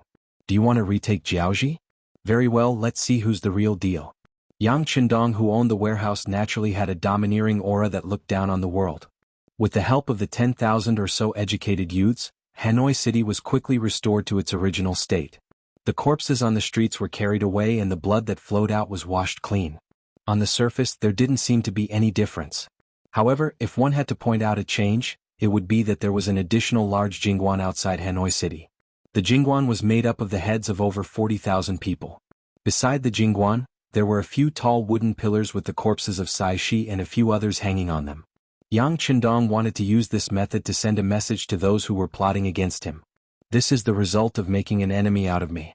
5 days later, the 2nd Regiment of Lung Feng, 20 auxiliary battalions and 50,000 youths from the 2nd batch arrived at Hanoi City. They were warmly welcomed by Song Zhe and the rest. Especially when Song Zhe knew that these 50,000 youths were once part of the militia and had a certain level of military experience, he was extremely excited. He had already come up with a military plan to turn every citizen into a soldier and had received Yang Qindong's approval. Turning every citizen into a soldier meant that the citizens would still be citizens and would do whatever they were supposed to do. However, once the city was in danger, every citizen would be turned into a soldier. The youths who had received a certain level of military training would be the main force while the rest would be the support. They could take out weapons from the city's treasury and quickly arm them into combat personnel. Once they achieved merit in the war, they would receive generous rewards and so on. With Yang Qindong's approval, Song Zhe even added another condition to the plan. That was, those who performed outstandingly in the war could be considered to join the Lung Feng. Just this condition alone was enough to move the hearts of countless educated youths. In Hanoi City, the most glorious thing to do was to join the Lung Feng. There was a saying that if one person joined the Lung Feng, his whole family would be honored. Let's put it this way. As long as one member of your family joined the Lung Feng, no matter where you went, you would be looked up to. No matter what you did, you would have more advantages and benefits than others. The reason why they became educated youths was not because they did not want to join the Lung Feng, but because the Lung Feng's assessment was only held twice a year and the number of recruits was limited. Since they could not get a spot, they thought of other ways to contribute to the development of Hanoi City. Now there was a chance to join the Lung Feng. Unknowingly, these educated youths had a desire to join the Lung Feng. That way they would have a chance to join the Lung Feng. 2 batches of educated youths would make up 100,000 people. Not only did they have a certain level of military training, but they were also very educated and very young. These people were undoubtedly highly sought after by Governor Song. However, after these people were divided into different cities, under their leadership, they would definitely become a very powerful force. If used well, they would no longer have to fear other enemies. After handing over the matters of Yunnan province to Songzhi, Yang Qindong began to think about how to deal with the Lancang kingdom. In Yang Qindong's eyes, the deal was naturally different. This deal was to destroy the kingdom. Originally, he wanted to wait for the matters of Yunnan province to settle down before dealing with the Lancang kingdom. However, since the other party had made the first move, they could not blame him for making the first move. The Lung Feng's 3rd Regiment had already returned from the various cities. Just as Yang Qindong expected, the moment the Lung Feng appeared, Fan Yuhai immediately retreated with his men. Obviously, he knew that with his 50,000 men, it was impossible for him to win against the powerful mercenaries. With the return of the Lung Feng's 3rd Regiment, the matter of setting off for the Lancang kingdom was also brought forward. In a mere 5 days, the preparations for the war against the Lancang kingdom were completed. In order to take revenge for the destruction of Hanoi, this time, Yang Qindong mobilized the 2nd and 3rd Regiment of the Lung Feng's 20 battalions and the 30,000 Vietnamese mercenaries led by Hong Jinho, a total of 50,000 men. According to Yang Qindong's plan, once they took down the Lancang kingdom, Chichen City would mobilize another 50,000 young men to complete the remaining tasks. Ships of military supplies were transported from Chichen City to Yunnan province and sent to the various troops. The 40,000 mercenaries marched out of Hanoi City's west gate and headed straight for the Lancang kingdom. Their first destination was Heping County, which was next to Yinglu City in Yunnan province. Heping County was next to the Jianghu region and was one of the most important cities of the Lancang kingdom. There was a 3,000-strong Lancang army here. When the mercenaries arrived at Yinglu City after 3 days, they did not stop and continued forward. The scouts of the Lancang kingdom spread the news to the capital, Wanxiang City. Wanxiang City, the city that represented the political and economic center of the Lancang kingdom. Within the palace, King Piaci felt waves of pain in his teeth. He had believed Fan Yuhai's words and took the initiative to attack Jianghu City because he wanted to take advantage of the situation. He had heard that there were mountains of gold and silver there. As long as they won the war, they would obtain many advanced firearms that could make up for the shortcomings of the Lancang army. However, who would have thought that the main force of the mercenaries would suddenly appear? Not only did they resolve the crisis of Hanoi City, but they also defeated the 70,000 men including Sisi. Less than 10,000 men managed to escape the city. First, there was the defeat of Lotti's 100,000 men, then there was the defeat of Sisi's 50,000 men. The Lancang kingdom's military strength was not very strong to begin with. Now they only had 100,000 men led by Sang Wenla and 20,000 royal guards left in the palace. 120,000 men against 40,000, and in this battle, it seemed like they had the advantage. However, if the enemy was the mercenaries, it would be a different story. Who didn't know that the mercenaries had the most advanced firearms in the world? Who didn't know that the mercenaries were used to winning when they were outnumbered? Where is Fan Yuhai? His face was burning with anger. Now, Piaci hated this general who had escaped from Jianghu. If he hadn't listened to his words, he wouldn't have to face the main force of the mercenaries so early. Your Majesty, General Fan's troops have already arrived at Sangnu City. He sent someone to deliver a message, asking Your Majesty to lead the army to meet with him. He wants to defeat the mercenaries. Great General Saiwang stepped forward and saluted. A defeated mercenary? What a boastful claim. If Fan Yuhai really had such an ability, he wouldn't have had to run away like a stray dog. A mocking voice came from the crowd of officials. Then a middle-aged man with small eyes and a big head took the initiative to stand up. He cupped his fist and said respectfully to the high and mighty Piaci, Your Majesty, I think that Fan Yuhai wants to use us as a shield. He wants us to fight to the death with the mercenaries. Otherwise, why didn't Fan Yuhai make a move when Saishi had already attacked Hanoi City before? We have already suffered a loss. Your Majesty, please reconsider. Don't be fooled again. The person who spoke was the Lancang Kingdom's imperial preceptor, Long Qi. He was known for his eloquence and intelligence. He was later recruited by Piaci and given the position of imperial preceptor.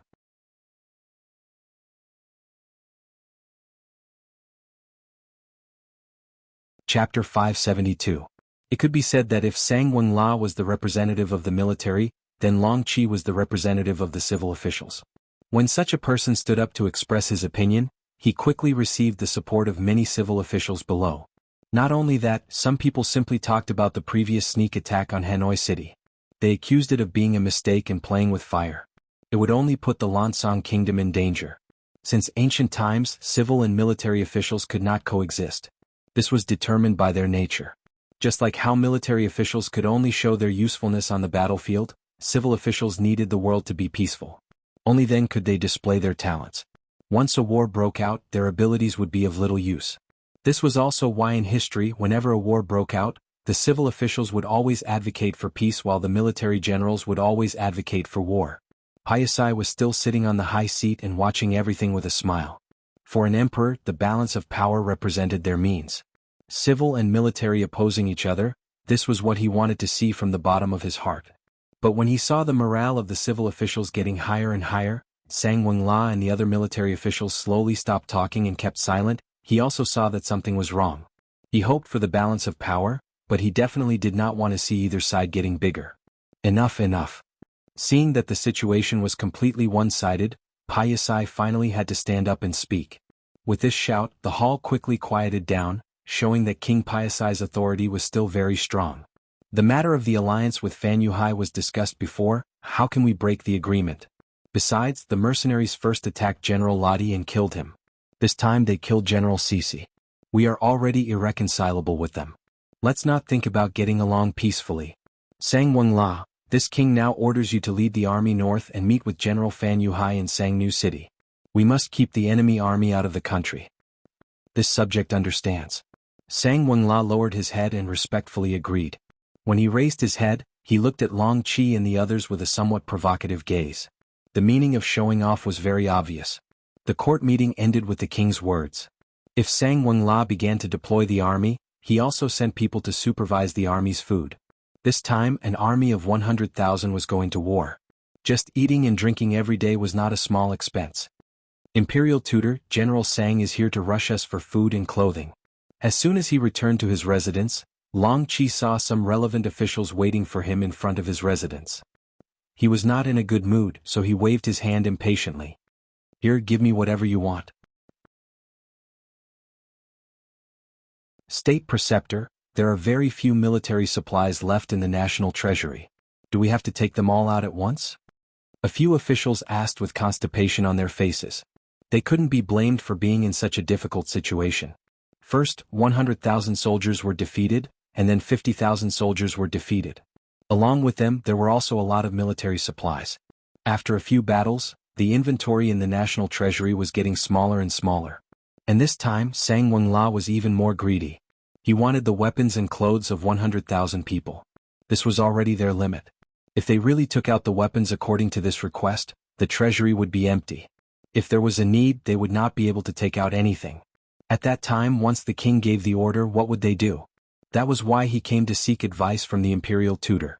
Very few? Haven't you been forging weapons and military uniforms? Long Qi asked with a frown. As the state preceptor, there were too many things he needed to manage. It was impossible for him to be clear about everything. A few officials had a difficult expression as they replied. If it's imperial tutor, we have been working hard. However, the consumption is too great. Right now, many of the weapons have only been polished for the first time. They only look like they have taken shape, but there is still a long way to go before they are tough enough. Yes, imperial tutor. It's the same for military uniforms, shoes, and hats. Only a part of them has been made. The rest are only half finished. We still need many embroiderers to work overtime for at least 2 months before they can be completed. The few subordinates were talking at once, which allowed Long Qi to have a better understanding of the situation. It was precisely because he understood enough that he raised his eyebrows slightly, and a strange look that no one knew flashed in his eyes. Then he quickly regained his calm. After muttering to himself for a moment, he said, "So that's the case. It's been hard on you. Sai, speaking of which, it's all because those generals only know how to fight. They don't care about your feelings at all. Since that's the case and they are in a hurry, then just give them the half-finished products." Hearing Long Qi's reply, the few officials were stunned. They had an incomprehensible look on their faces. What? You don't want to? If you don't want it, then go and explain to them yourselves. This imperial tutor doesn't care anymore. Seeing that these people didn't seem to agree with his idea, Long Qi angrily turned around and was about to walk into the mansion. This frightened the officials. They quickly stopped Long Qi's footsteps and asked, "If we give them the half-finished products, then once they find out about it on the battlefield, what should we do? If they find out, then so be it. They are overestimating themselves." Besides, this time we are supposed to cooperate with Fan Yuhai in the battle. It's just a show of strength. Of course, if you have other ideas, then you can think of them. Long Qi said with an indifferent attitude. If there were other ideas, would they still ask for Long Qi's opinion? Thinking that there really wasn't a better idea, and that the soldiers were all like wolves and tigers. They looked like they would be beaten up at any time if they didn't give them the items. In the end, these officials made up their minds. After all, this idea came from Imperial Tutor Long Qi. If something happened, they wouldn't be alone. In the end, all of them expressed that they would listen to the order and left the Imperial Tutor's mansion. His ears finally quietened down. Long Qi strode towards the backyard of the mansion. All of you wait outside. This Imperial Tutor wants to be alone for a while. Waving his hand, he dismissed the guards beside him and entered the courtyard alone. After there was no one around him, Long Qi's footsteps became faster. After making several turns, he stopped in front of a small house. After taking a deep breath, he pushed open the door and entered. The small house wasn't very big. Other than a bed, 2 chairs, and a small wooden table, there was nothing else. It looked very simple and crude. However, at this moment, there was a person sitting on a chair and fiddling with tea leaves in front of him. He seemed to be very focused and didn't seem to be displeased by the simple environment at all. Mr. Yun. Long Qi's attitude became more respectful. It was far from the high and mighty attitude he had towards the lower officials. Imperial Tutor is here. Please take a seat. You came just in time. Try the tea leaves I just brewed. Mr. Yun smiled and pointed at the empty chair in front of him. Then let me try Mr. Yun's craftsmanship. Long Qi squeezed out a smile and sat down on the chair. The small house suddenly became much quieter. After the tea was brewed, Mr. Yun took the initiative to pour tea for both of them. Only then did Long Qi took the teacup and took a sip. Then he pretended to be very intoxicated and said, "It's really good tea." Naturally, no one cared about whether the tea was really good or not. What everyone wanted was just the atmosphere. Mr. Yun looked at Long Qi's performance and chuckled. He understood that the other party was using this matter to express his attitude. Since the other party said that his tea was good and his attitude was so respectful, needless to say, this person had already made his decision. With this thought, the smile on his face became even wider. Then, his right hand reached into his bosom and 1,000,000 taels of silver banknote appeared in his hand. Imperial Tutor, this is from our Duke of Loyalty. With this banknote, anyone can exchange it for the same amount of silver taels at any Yang family bank. Hee hee hee hee.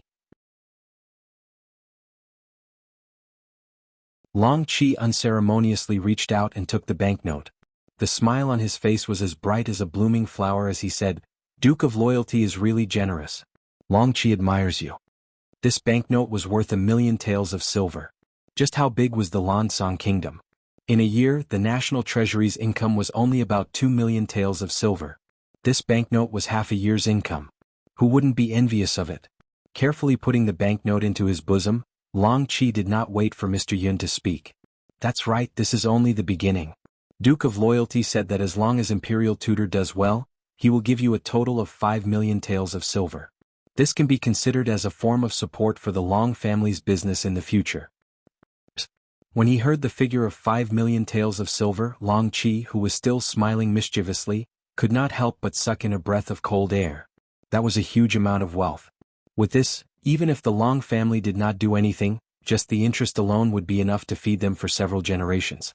When the figure of 5,000,000 taels of silver was mentioned, the hesitation in Long Qi's heart completely disappeared. Of course, he was not worried that the Duke of Loyalty would not honor his promise.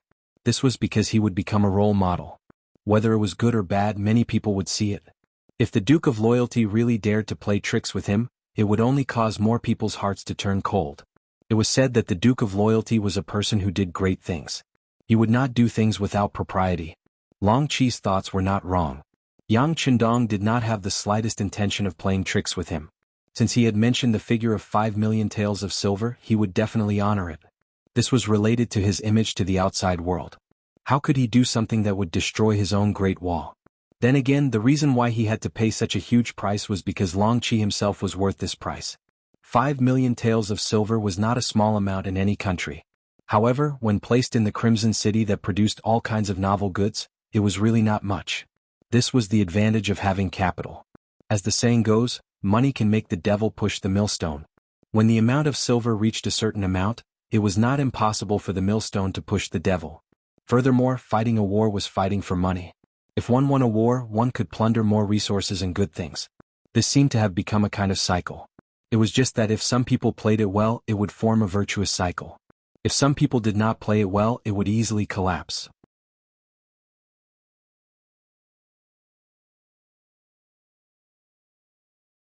Chapter 573. Obviously, Yang Qindong was the kind of person who liked to play. With a large warehouse, countless goods and all kinds of knowledge in his hands, this was enough to give him an advantage of a few hundred years. If he couldn't do this well, then he would have lived his life in vain. Of course, there were some things that couldn't be done immediately even if one had money. For example, the process of contacting and persuading Long Qi didn't go smoothly at first. The so-called Mr. Yun was Yun Ke, the leader of the Security Bureau's External Affairs Group 3. He was the one who had convinced Qin Di in Jiaoji Shiyu City to deal a heavy blow to King Li Li and his son, allowing the war to proceed more smoothly. After his contribution in Jiaoji, he was sent to the Lansang Kingdom and began to tackle problems here. Perhaps because the mercenaries didn't arrive here, it took a lot of effort to establish a relationship with Long Qi. After spending a lot of money, he finally met Long Qi. Long Qi still didn't trust him, or rather he still had some illusions about the Lansang Kingdom. No matter what, Long Qi was still the state preceptor of the Lansang Kingdom. He was considered the role model and leader of the civil officials. For someone with such a high position and authority, it was extremely difficult for him to betray the Lansang Kingdom. Fortunately, Skylark was indeed capable. In order to meet Long Qi, he spent 1,000,000 taels of silver. Sure enough, for the sake of money, the two finally met in private. Needless to say, with Skylark's ability, it didn't take long for Long Qi to be moved, especially after he was promised that the Yang family's goods in the Lansang Kingdom would be given to the Long family to handle. Long Qi really couldn't refuse. But even so, Long Qi didn't agree immediately. Instead, he said that he needed to think about it. In fact, he wanted to investigate properly. Sure enough, after they met and parted ways, many people from the state preceptor's residence left the Lansang Kingdom and rushed to Jiaoji and Great Ming as merchants. It was also because the investigation needed time, and before the final decision was made, Long Qi couldn't say anything. This caused Yang to not receive accurate information in advance when the battle in Hanoi City broke out, causing the mercenaries to suffer some losses. Although the sixth young master did not blame Skylark for this matter, he still blamed himself, thinking that his intelligence work was not good enough. In order to make up for this mistake, he suddenly appeared in the imperial advisor's residence and stayed there as a guest. This was definitely a risky move. Long Qi didn't reject Skylark's sudden appearance. Instead, he got someone to arrange a house for him in the backyard. The state preceptor's plan was also very good. If the people who came back with good news, he naturally wouldn't mind having a good talk with Skylark. On the other hand, he could also capture this person and send him to the king to show his loyalty. The path of advancement and retreat were both beneficial to him, so he allowed Skylark to move in. In the span of 2 months, the people that were sent out returned one after another. The news that they brought back completely shocked State Preceptor Long Qi. Doing business was an act of earning money. Long Qi was naturally clear about this. However, he didn't have a direct understanding of how profitable it was. Perhaps this was because the Lansang Kingdom was too small, which limited his vision. However, the people that were sent out reported that as long as a merchant was able to do business with the mercenaries, they could be described as earning a lot of money. They used the Chang clan of the southern Ming dynasty as an example. They were originally a business aristocratic family. Later on, because of their relationship with the mercenaries, they heard that the future head of the Chang clan was a student of the Duke of Loyalty and Courage. With this, they could obtain more novel goods and sell them to other merchants. With the cooperation of the Yang clan's bank, the people from the state preceptor's residence were lucky enough to see some of the account books. The figures obtained from them shocked Long Qi even more. Just the Chang clan alone could earn up to 500,000 taels of silver a month from doing business. This was also because they were in the southern Ming dynasty, where the business competition was very fierce. If they could make a net profit of 500,000 taels of silver a month, wouldn't that be 6 million taels of silver a year? If the Long clan could also get a share of the profits, the Lansang Kingdom's spending power couldn't be considered small and there wasn't that much competition. Wouldn't they be able to make a few million taels of silver a year? With the figures in front of him, Long Qi had no choice but to take action. The scales in his heart finally tilted. Under the temptation of huge profits, he finally made the final decision to agree to Yang's request for cooperation and betray the Lansang Kingdom's interests. Not to mention whether the Lan Song kingdom could withstand the attacks of the mercenaries. Even if it could, the foundation of the kingdom would be shaken. Even if he was the state preceptor, how much could he gain from this? Not to mention that his position as the state preceptor wasn't permanent. It was already lonely at the top and there were many people secretly coveting this position. If he did something wrong, it was very likely that he would be consigned to eternal damnation. Then if the mercenaries won the war, where would he go? No matter how he looked at it, it was better to cooperate with the mercenaries. After all, the benefits were there and he wouldn't lose it. As long as he had money, he could enjoy life. As for what would happen to the Lan Song kingdom, it had nothing to do with him. He was just a subject, wasn't he? With a decision in his heart, Long Chi finally came to the backyard to meet the guest elder who had been in his residence for 2 months. When he came, Young guessed that the other party had made up his mind and took out 1,000,000 taels of silver note, leaving the other party with no way out. Under the temptation of so much money, Long Chi indeed had no way out. Under the influence of greed, it was possible to do anything, not to mention the 3,000,000 taels of silver that would be given after the matter was completed. Long Chi was actually thinking about it. It was possible to do business, but one had to have the capital to do so. Even though he had been the state preceptor for a few years, in reality, there were too many people that he needed to feed. In terms of money, he had only accumulated a few 100,000 taels, and this was under the situation where he held great power. Now that he even had the capital to do business, he naturally wouldn't have any scruples. He told Young everything that happened in today's court meeting, as well as the few subordinates in charge of the war logistics looking for him. Very good. Young was very satisfied with Long Chi's attitude. Since the state preceptor has already expressed his stance, then we are all on the same side. The victory of the mercenaries is also our victory. For this kind of victory, I think we can have some ideas on the soldiers of the Lan Song kingdom. As long as we can control their logistics, it will be a great achievement. And if we really do make a contribution in this matter, I can consider suggesting to the Duke of Loyalty to give the state preceptor more money as a reward. Hearing that there was a great reward, Long Chi's eyes almost narrowed into slits.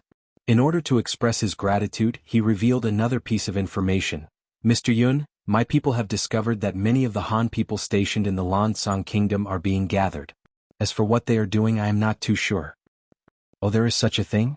After hearing this, Young's expression became much more serious. Although he didn't understand the reason behind this, it wouldn't happen for no reason. It seemed that there was a need to report this matter to the 6th young master. 40,000 mercenaries took down Heping town in a single attack. The town walls weren't high to begin with. The enemy only had 3,000 people and 10,000 civilians. It was impossible to stop the mercenaries from advancing. After taking over the town, Yang Qindong entered the barracks of the Lan Song soldiers. Lung Feng's second commander Luo Pa, political commissar Kong Jie, third commander Wu Sheng, and political commissar Qin Bo all came to the 6th young master. 6th young master, in this battle, we have captured around 1,800 Lan Song soldiers.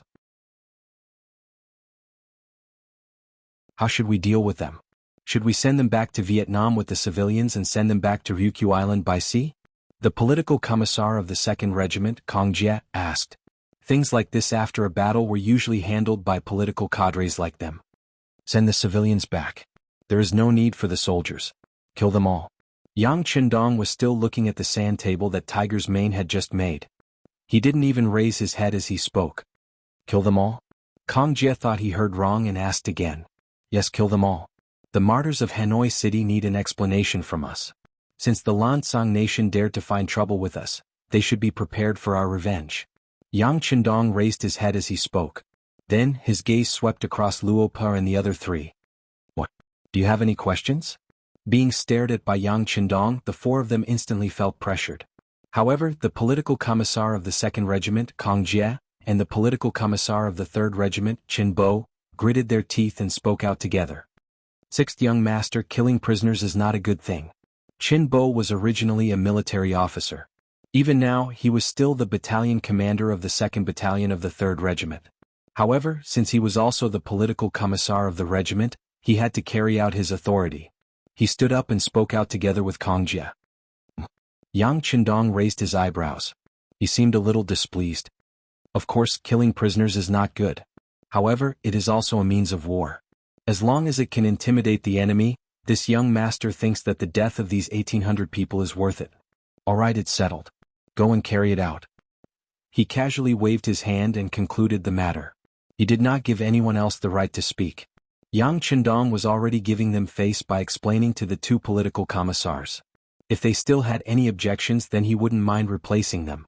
It was a good thing for officers to have their own opinions. However, it depended on what kind of situation they were in. This was a war that could destroy a nation. If they had even the slightest bit of mercy, it would prove that they were not suitable for this kind of war. There was no other way. Although Kong Jie and Qin Bo's faces were still a little gloomy, they still knew how to behave and left the room. Obviously, Yang Chendong's power was so great that his words carried enormous weight.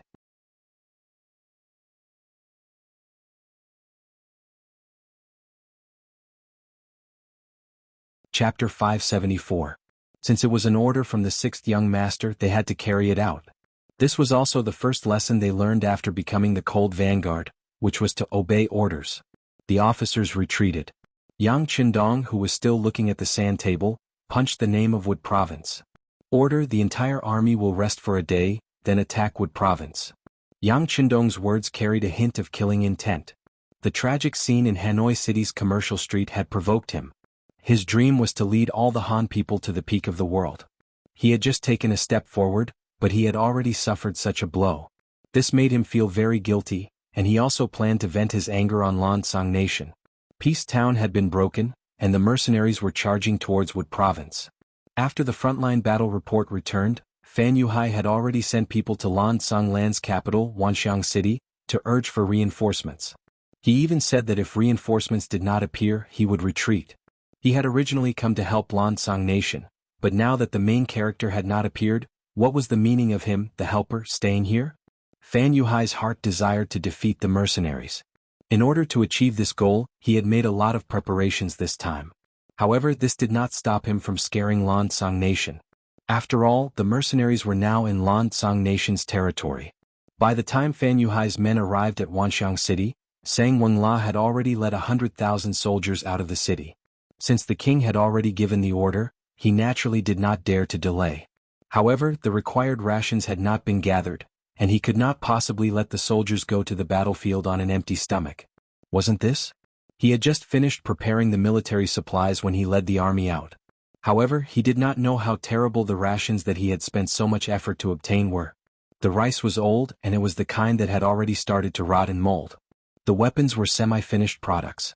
They only looked in good shape, but when they were actually used, one would know how weak they were. Even the quality of the uniforms they wore was extremely poor. Some of them had already been unstitched before they even reached Sangweng City, causing countless soldiers to curse them. All of this was naturally the work of State Preceptor Long Qi. He had already accepted Skylark's 2 million taels of silver. After making the decision to rely on the Duke of Loyalty, he no longer feared anyone. Moreover, in his eyes, since these 100,000 soldiers had left, there was no need for them to think about coming back. What was there to be afraid of? Half a month later, in front of Sangnu City, the armies of both sides set up their battle formations, looking like they were going to fight it out. The attacking party consisted of more than 40,000 mercenaries. They left Hanoi, passed through Ying Brothel, took over Heping Town, and took over Muzhou City. They came all the way to Sangnu City. From afar, the defending side seemed to have the advantage in numbers. Sang Wenla led 100,000 troops, and with Fan Yuhai's 50,000, they had a total of 150,000 men. This did not include the 100,000 workers and 30,000 Han civilians that they had recruited from the nearby cities. The Lansang Kingdom once had an alias called the Laos Comfort Department. It was originally a province of the Great Ming Dynasty. However, because the Great Ming Dynasty had lost its rule over Jianghu, and the originally powerful Great Ming Dynasty had split into two after the Tuma Rebellion, Jianghu was naturally no longer under the Great Ming Dynasty's control. However, there were still some Han civilians within the Great Ming Dynasty. It was as if these 30,000 people were forcibly recruited from the nearby cities. Now, half of these Han civilians were pushed to the front of the battlefield. The remaining half were mixed in with the Lansang soldiers and Fan Yuhai's men. This was to prevent the mercenaries from firing cannons. Fan Yuhai had already experienced how advanced their cannons were during the Battle of Hanoi City. With that experience, he was fully prepared this time. The 30,000 Han civilians mixed in with the army were prepared to deal with the cannons. There were also 100,000 Lansang civilians. They had set up hundreds of catapults. In comparison, these catapults were very simple. Some were even built with rough wood and the joints were connected with thick ropes. They could not be used for long, but when there were many of them they were still quite powerful. This was the second method that Fan Yuhai had prepared. Since it was the second method, there should be a third. That's right, the third method was the 5,000 light cavalry. This was all that Fan Yuhai had. He had even taken out the 1,000,000 taels of silver that Ming had given him. Only then could he have such a cavalry force that could charge and retreat quickly. Before the Ming dynasty, the Mongols relied on their invincible war horses to kill their way into the Central Plains and establish the Yuan dynasty. From this, one could see how strong cavalry was. Other than these three methods, Fan Yuhai had another trump card, which was Li Min and Shin Kuan. They were all experts in close combat and possessed decent martial arts. As long as they found the right opportunity, they would be able to sever the head of the Duke of Loyalty amidst the chaos. If they succeeded, the mercenaries would be defeated without a leader. At that time he would lead his army and fight his way through, restoring the glory of Jianghu and reliving the glory of the past. For this battle, Fan Yuhai had put in a lot of effort and made ample preparations. Right now he was riding on a horse and mixed in with the cavalry. As he looked at the mercenaries in the distance who had also set up their battle formation, a trace of a smile appeared at the corner of his eyes. He wanted to see how the great Ming's loyal duke, who was rumored to care for the Han people, would break out of this situation. On the side of the mercenaries, when they saw many civilians in Han attire being pushed to the front of the troops by the enemy, some of the officers immediately felt a sense of helplessness. Those who were able to become mercenaries had all stayed in Chichen City before. Naturally, they knew about the sixth young master's dream of reviving the Han people. This dream was not just for show. In the Battle of Jianghu, the number of Han people saved had reached 80,000, and this number was still increasing as more cities surrendered. It could be said that the reason why the Cold Vanguard could be so united was because of the rising status of the Han people. Most of them were people who had suffered before, so they didn't want to see their children suffer again. Now that they had the chance to conquer a country for them and live a better life, how could they not give it their all?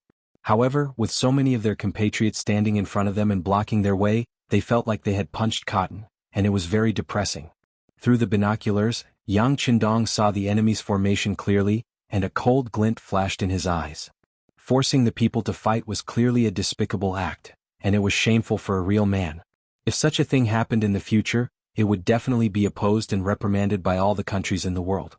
However, it was only the 14th century now, and the slogan of human rights had not been used before.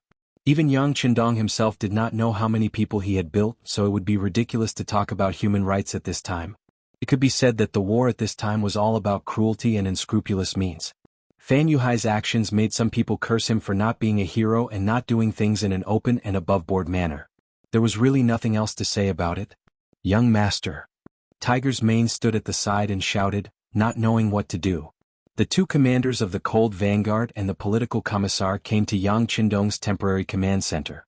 The situation at the front line was complicated, and it made them feel powerless. Of course, not all of them cared about the lives of the people. For example, the third commander, Wuxia, wanted to say that they should just kill. With the advanced cannons and continuous fire guns they had prepared, they only needed a fierce charge to suppress the enemy's morale, and there was hope for victory. Of course, this was only a thought in his mind, and Wuxia did not dare to say it out loud. He did not know what the sixth young master meant, and he dared to make such a statement. If he made him unhappy, his position as commander would be over. The four commanders were waiting for Yang Qindong's instructions. The command center was extremely quiet until Beta Persei shouted, "Not good, the enemy is moving and they are slowly walking towards us." What? Luo Per and the others exclaimed, and each of them looked at the battlefield through the binoculars on their chests. Yang Qindong also took the binoculars from Beta Persei, and saw the enemy encircling the Han civilians and approaching the center of the battlefield step by step. The look in his eyes became even more gloomy, and the command center was so silent that you could hear a pin drop. After a long time, he finally spat out a word with difficulty, "Retreat." What? Wu Sheng's reaction was the most intense, as if he could not believe his ears. How could such a military order be given? I said retreat, everyone retreat. Yang Qindong was like an angry lion, and he roared at Wu Sheng. This time, everyone heard it clearly and their bodies tensed up, and they immediately carried out their mission. Yang Qindong was left alone in his chair. He knew that these Han civilians were not real Han civilians, and they had lived in the Lansang kingdom for many years, and they had already gotten married or had children there. In their hearts, they had probably long forgotten about the great Ming dynasty. If these people died, then they died, and it was not considered a loss. However, in front of so many people, Yang Qindong had no choice but to give such a military order. This was because he wanted to establish a side in the army that loved his people like his own children. He wanted everyone to know that his goal of leading all Han people to the top of the world had not changed. Young Master. Tiger's Mane and Beta Persei walked to Yang Qindong's left and right. The two of them did not know what to say at this moment, and only thought that they should accompany the young master at this time. I'm fine, you guys pack up and retreat. Yang Qindong seemed to be very weak as he waved his hand. However, in reality the look in his eyes was extremely firm. He had already thought of a plan to deal with this situation, and what he did just now was more of an act. In fact, as early as a few days ago, Yang's information was sent over. Among them was the news that the nearby Han civilians were suddenly recruited. The moment he saw this news, Yang Qindong guessed in his mind what Fan Yuhai was going to do.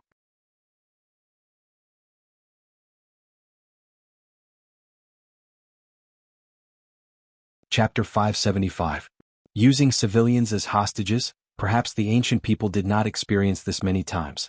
However, during the anti-Japanese era, this kind of thing happened countless times.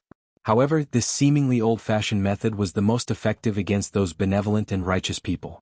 On this issue, their seniors had suffered many losses. When they were studying in the military academy, the instructors had also brought up this problem. It was a pity that even in the future, when technology was more advanced, no one could think of a good way to solve this problem. Fortunately, the students back then knew the nobility of human rights. No matter who it was, if they wanted to use this method again, they would first have to endure great pressure. They did not think that they would encounter such a situation again. At that time, Yang Qindong had also thought of this problem, but it was just a thought. After that, he threw it to the back of his mind. After all, he also did not think that such a thing would happen to him. He was the most powerful cold vanguard, the king of soldiers. He was used to carry out dangerous missions and not in this kind of conventional battle. The most hateful thing was that he actually had to face this problem now. For the past few days, Yang Qindong had been thinking about it. Until last night, when he looked at the moon hanging high in the sky and the bright moonlight shone down on the earth, he finally made a decision. Although it was not the best method, at least it was passable and no one would criticize him. Yang Qindong gave the order to retreat. The 40,000-strong army retreated for tens of li. When the sky was about to turn dark, Fan Yuhai's army finally stopped advancing. Then, everyone's face was filled with joy as they laughed heartily. They thought that they had finally found the soft rope of the mercenaries. If they had known that this method would be so effective, they would not have lost Jiaoji. Following the laughter, the 30,000 Han people were speechless and angry. Originally, they did not know what they were going to do here. However, after everything that happened today, they finally saw the truth. It turned out that they were going to be used as human shields. The anger in their hearts was as fierce as a tiger. No, it could only be said that they were like cats. In front of Fan Yuhai and the Lansang Kingdom's army, who were many times more numerous than them, they did not dare to resist. All these years of living here had smoothed out the edges and corners of their struggles, making them accustomed to being oppressed and resigned to their fate. Of course, they were more worried that the Han army would suddenly launch an attack on them. If that was the case, the 10,000 Han soldiers at the front would undoubtedly be the first to be killed. Just like that, they were on tenterhooks for an entire day. Only when the sky had completely darkened did the Han citizens let out a sigh of relief. Although they did not know what would happen the next day, no matter what, they had managed to get through today's ordeal. Haha, as expected, these Han people are mercenaries. In the central tent, Sang Wengele's face was full of excitement. He sat on the big chair and drank wine. He felt incomparably carefree. Fan Yuhai was also very happy. Obviously, the feeling of having everything under control made him very comfortable. However, he was still a famous general, so he wouldn't easily show his arrogant side. Wasn't the mercenary army still there? To become a famous general, there were several requirements.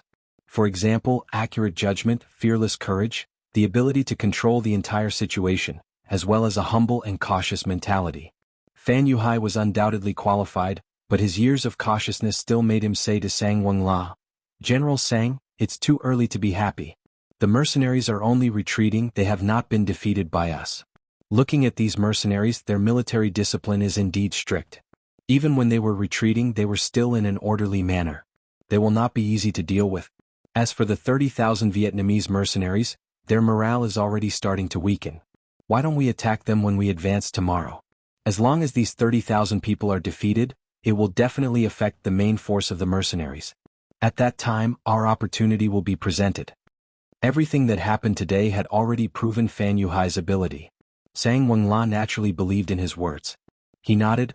Okay, tomorrow morning we will plan properly. It's about time we take the initiative to attack. Previously, they did not attack because they were not sure if the Han citizens would be effective against the mercenaries. After all, this was an opponent that killed without batting an eyelid. Just the number of Jingguan statues that they had created was unknown. But now that they had found their weakness, how could they not take advantage of it? Good, tomorrow we will definitely defeat the mercenaries. Let's drink. Fan Yuhai was in a good mood as he raised his wine glass high towards his ally. Cheers. Sang Wenla laughed loudly, showing the arrogant side of him when it came to drinking. The cold front had a strict discipline. During wartime, regardless of the reason, no one was allowed to drink. Because of this, they had even punished a few low-ranking officers. Those who were able to enter the cold front were all outstanding individuals. To become an officer, one had to put in a lot of effort and go through a lot of trials.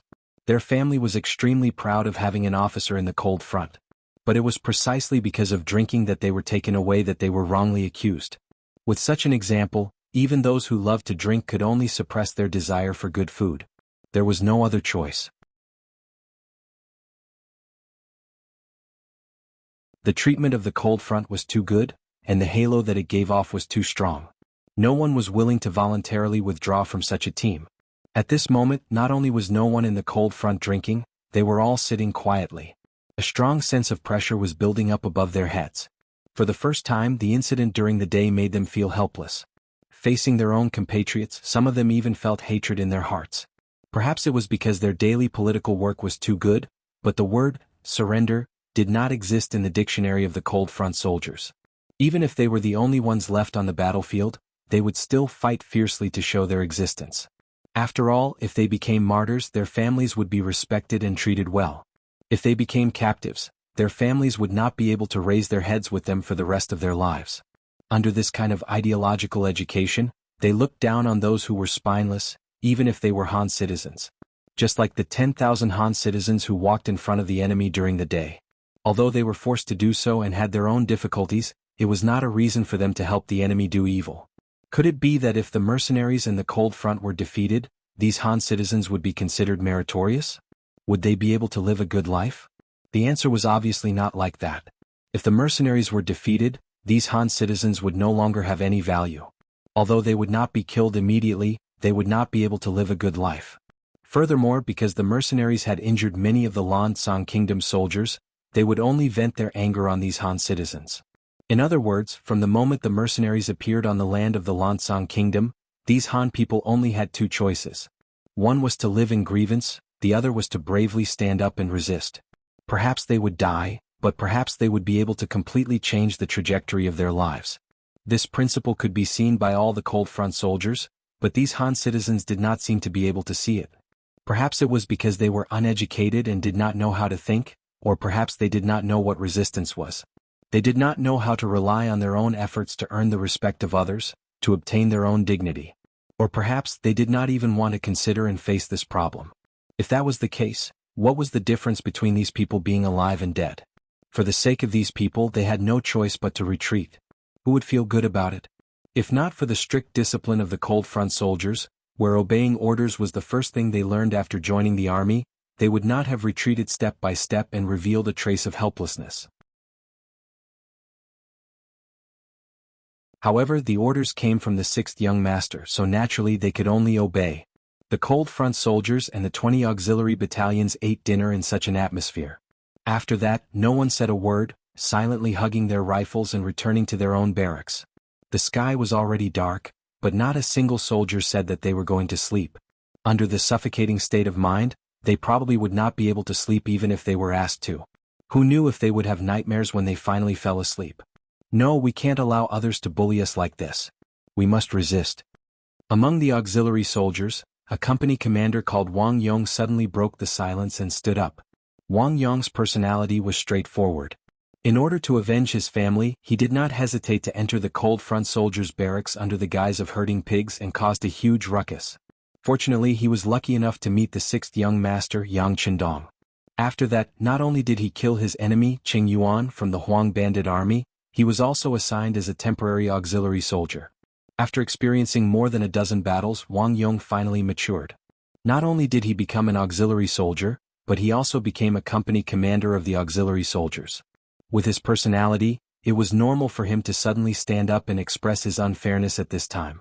Originally, everyone was very depressed. All they lacked was a fuse to ignite their emotions. Wang Yong's sudden appearance gave everyone an outlet to vent their emotions. Very quickly he received the support of many officers.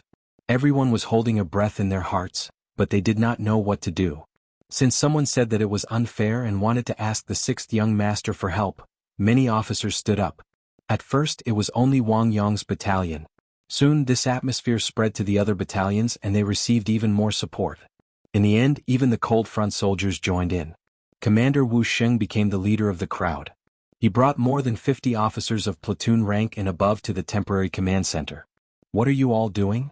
Looking at the sudden appearance of so many officers in such a menacing manner, the first and second guards in charge of the arrangements became 100 times more alert. Some of the guards even unlocked the safety of their guns, as if they were ready to fire at any moment.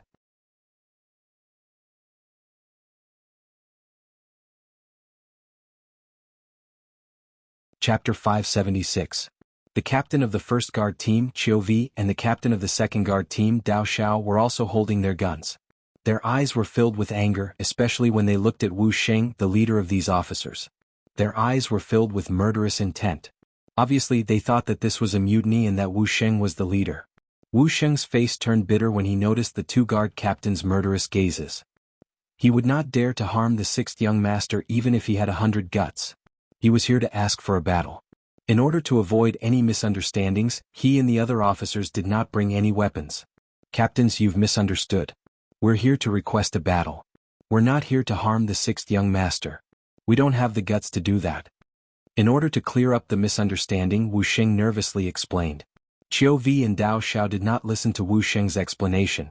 They only knew that these people had come to the sixth young master's tent without orders and had threatened the safety of the tent. They had to deal with these people according to their duties. "Men, tie these people up."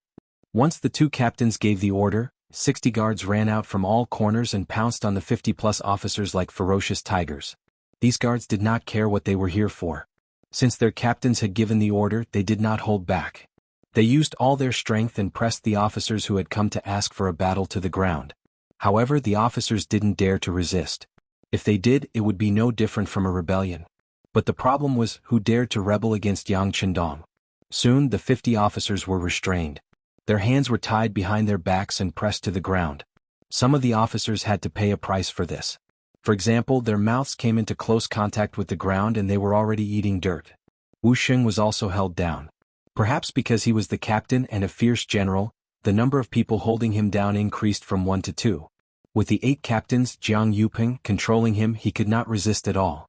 "We can't accept what you're doing. We want to see the sixth young master." Although he was restrained, his mouth wasn't sealed. Wu Sheng was still shouting and yelling. He was now the leader of Cold Front, and he was definitely one of the higher-ups of Cold Front. But now he was actually being pressed to the ground and eating dirt. How could he be willing? Hearing Wu Sheng's shout, the other officers also shouted, looking like they would rather be beaten to death. "Seal their mouths," Chou Wu said with a black face when he saw that he couldn't calm them down. He looked like he was about to sew Wu Sheng's and the others' mouths with a needle. Once the order was given, some members immediately went to find towels and other things to stuff their mouths with. This caused the officers to struggle even more. If they were really gagged, then wouldn't they really become rebellious officers who couldn't speak reason? What? Seeing that the situation was about to change if the officers resisted, the guards were about to be ruthless. Just as they were about to get injured, a voice shouted. Tiger's Mane, a senior colonel, appeared. There were only 3 senior colonels in the entire Yangtze army. They were the Army's division commander, Lung Song, and the Navy's division commander, Gao Xiong. The last one was Tiger's Mane. This also showed his lofty status and identity. As soon as Tiger's Mane appeared, 2 guard captains immediately walked up and said, Tiger's mane, these officers came without orders. There are so many of them. We were afraid that there would be problems, so we took the initiative. No. We didn't even bring a single weapon. How could we have other thoughts? We just want to see the sixth young master. We want to fight. Wu Xing, who was pinned down, forced his head up and looked at Tiger's mane. At the same time he looked at Ba Dao Jiang and Peng Yu with a warning gaze. It was as if he was saying, "Brats, I'll remember you. Just wait and see how I'll deal with you later." Ba Dao Jiang and Peng Yu naturally didn't care about the threat in Wu Xing's eyes. They were the sixth young master's guards. They already had a high status. Even if Lung Song and Gao Xiong were here, they didn't have the right to order them around. Enough. Tiger's mane saw everything. His body shook and he shouted angrily, "We're all brothers. Why are you using weapons? Let them go." Let them go? Tiger's mane, there are more than 50 of them. What? The second guard captain, Dao Xiao, said unwillingly. Once what? Or do you have no confidence in yourselves? Even 60 people with guns can't deal with 50 people? Listen to my order. Let them go. The sixth young master wants to see them. Tiger's mane's eyes flashed coldly as he looked at Dao Xiao. Once he heard that it was the sixth young master's order, Dao Xiao immediately became obedient. After he agreed, he gave the order to let them go. Wu Xing and the rest of the 50 guards were freed. Wu Xing stood up. He first shook off the dirt on his body. Then he saluted Tiger's mane and said, "Thank you for your help, Tiger's mane. There's no need to thank me. This is the sixth young master's idea. But I also want to remind you that when you see the sixth young master, you only need to express your opinion and attitude. Don't make a fuss. Otherwise, before anyone else can deal with you, I'll make the first move." Tiger's mane's words were not just for show. Everyone knew that he had been serving the sixth young master for many years and was regarded as the most trusted person. If they offended him, Wu Sheng and the rest would not be able to withstand his suppression. It wouldn't even be long before their military officer halos would be removed. Knowing that he could not go against Tiger's mane, Wu Xing nodded repeatedly. "Don't worry, Tiger's mane. We know what we're doing." Although he said that, whether he knew what he was doing or not was quickly seen. When Wu Sheng and the rest of the 50 guards entered the command center, they became enraged again. One by one they asked to fight. Some even said that if they couldn't fight, they might as well be demoted. This was because they couldn't lead the soldiers under them. It would be better to be an ordinary soldier. The shouting continued for a while. Tiger's mane scolded them several times, but there was no effect at all. The guards all talked at once and had no intention of stopping. Yang Qindong sat in his chair and watched Wu Sheng and the others' performance very calmly. He did not speak at all. It wasn't until the time it took for a stick of incense to burn past and the guards were all talking that he coughed softly. Beta Persei, who was standing at the side, immediately understood and shouted, "Shut up, all of you. The young master has something to say." A voice like a lion's roar resounded throughout the command center, causing everyone's eardrums to tremble. At this time they finally understood why the sixth young master always told Beta Persei to speak softly. If he didn't suppress it, no one's ears would be able to withstand such a loud voice ringing in their ears every day. But the effect of this roar was also good. At least everyone's mouths were half closed and no one said anything more. The command center quieted down. Yang Qindong's gaze slowly swept across everyone one by one. Anyone who was stared at by his gaze would involuntarily lower their head, like a child who had made a mistake. "You want to ask for battle?" Yang Qindong finally asked the first question after an unknown amount of time. "Yes, sixth young master, we want to ask for battle." Wu Sheng's official position was the highest here, so naturally he was the one who answered Yang Qindong's question. Yang Qindong wasn't surprised or angry that Wu Sheng stood up for him. Instead he asked, "Then do you know that the enemy has placed our compatriots in the front line? If we attack we might hurt them." Wu Sheng nodded. "We know." Wu Sheng answered happily. Obviously, he had already thought about the situation and problems he would face before he came.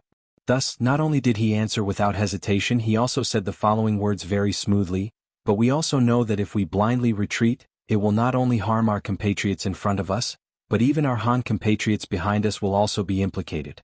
We can't lose the big picture for the small. Besides, what are you talking about?" Yang Qindong asked with interest when he saw Wu Sheng's hesitant look. "Besides." As if he had gathered his courage, Wu Sheng said with a resolute expression, "Besides, they are now being threatened by the enemy and have no intention of resisting. then they are not our compatriots but the enemy's accomplices. Facing such people we can't be soft-hearted. Nonsense. Yang Qindong's originally amiable face suddenly turned cold, stopping Wu Sheng from saying what he wanted to say next. Sixth young master. Wu Sheng wanted to continue speaking but Tiger's Mane, who knew Yang Qindong very well, shouted loudly, "Listen to the young master. If you dare to speak nonsense again I will lock you up." Putting aside the unpleasant feeling of being locked up, just the fact that they were facing a powerful enemy, if they were locked up, wouldn't they miss out on the big battle? Without a battle to fight, that was Wu Sheng's weakness. He quickly shut his mouth and did not dare to continue speaking. Wu Sheng didn't say anything but Yang Qindong continued, "Just because they were threatened by the enemy doesn't mean that we don't recognize them as our compatriots. In fact, they've suffered a lot over the years, they suffered a lot. The reason why we attacked the Lansang nation was not only to take revenge for provoking us, but also to save more Han people so that they can live a better life like our family. Don't you think so?" Yes, the sixth young master is merciful. For the sake of the Han people, heaven and earth can be our witness. The group of officers said in unison. They weren't trying to flatter him, but they were thinking the same thing from the start. Alright, since everyone agrees with my point of view, let's prepare for the army's retreat after daybreak.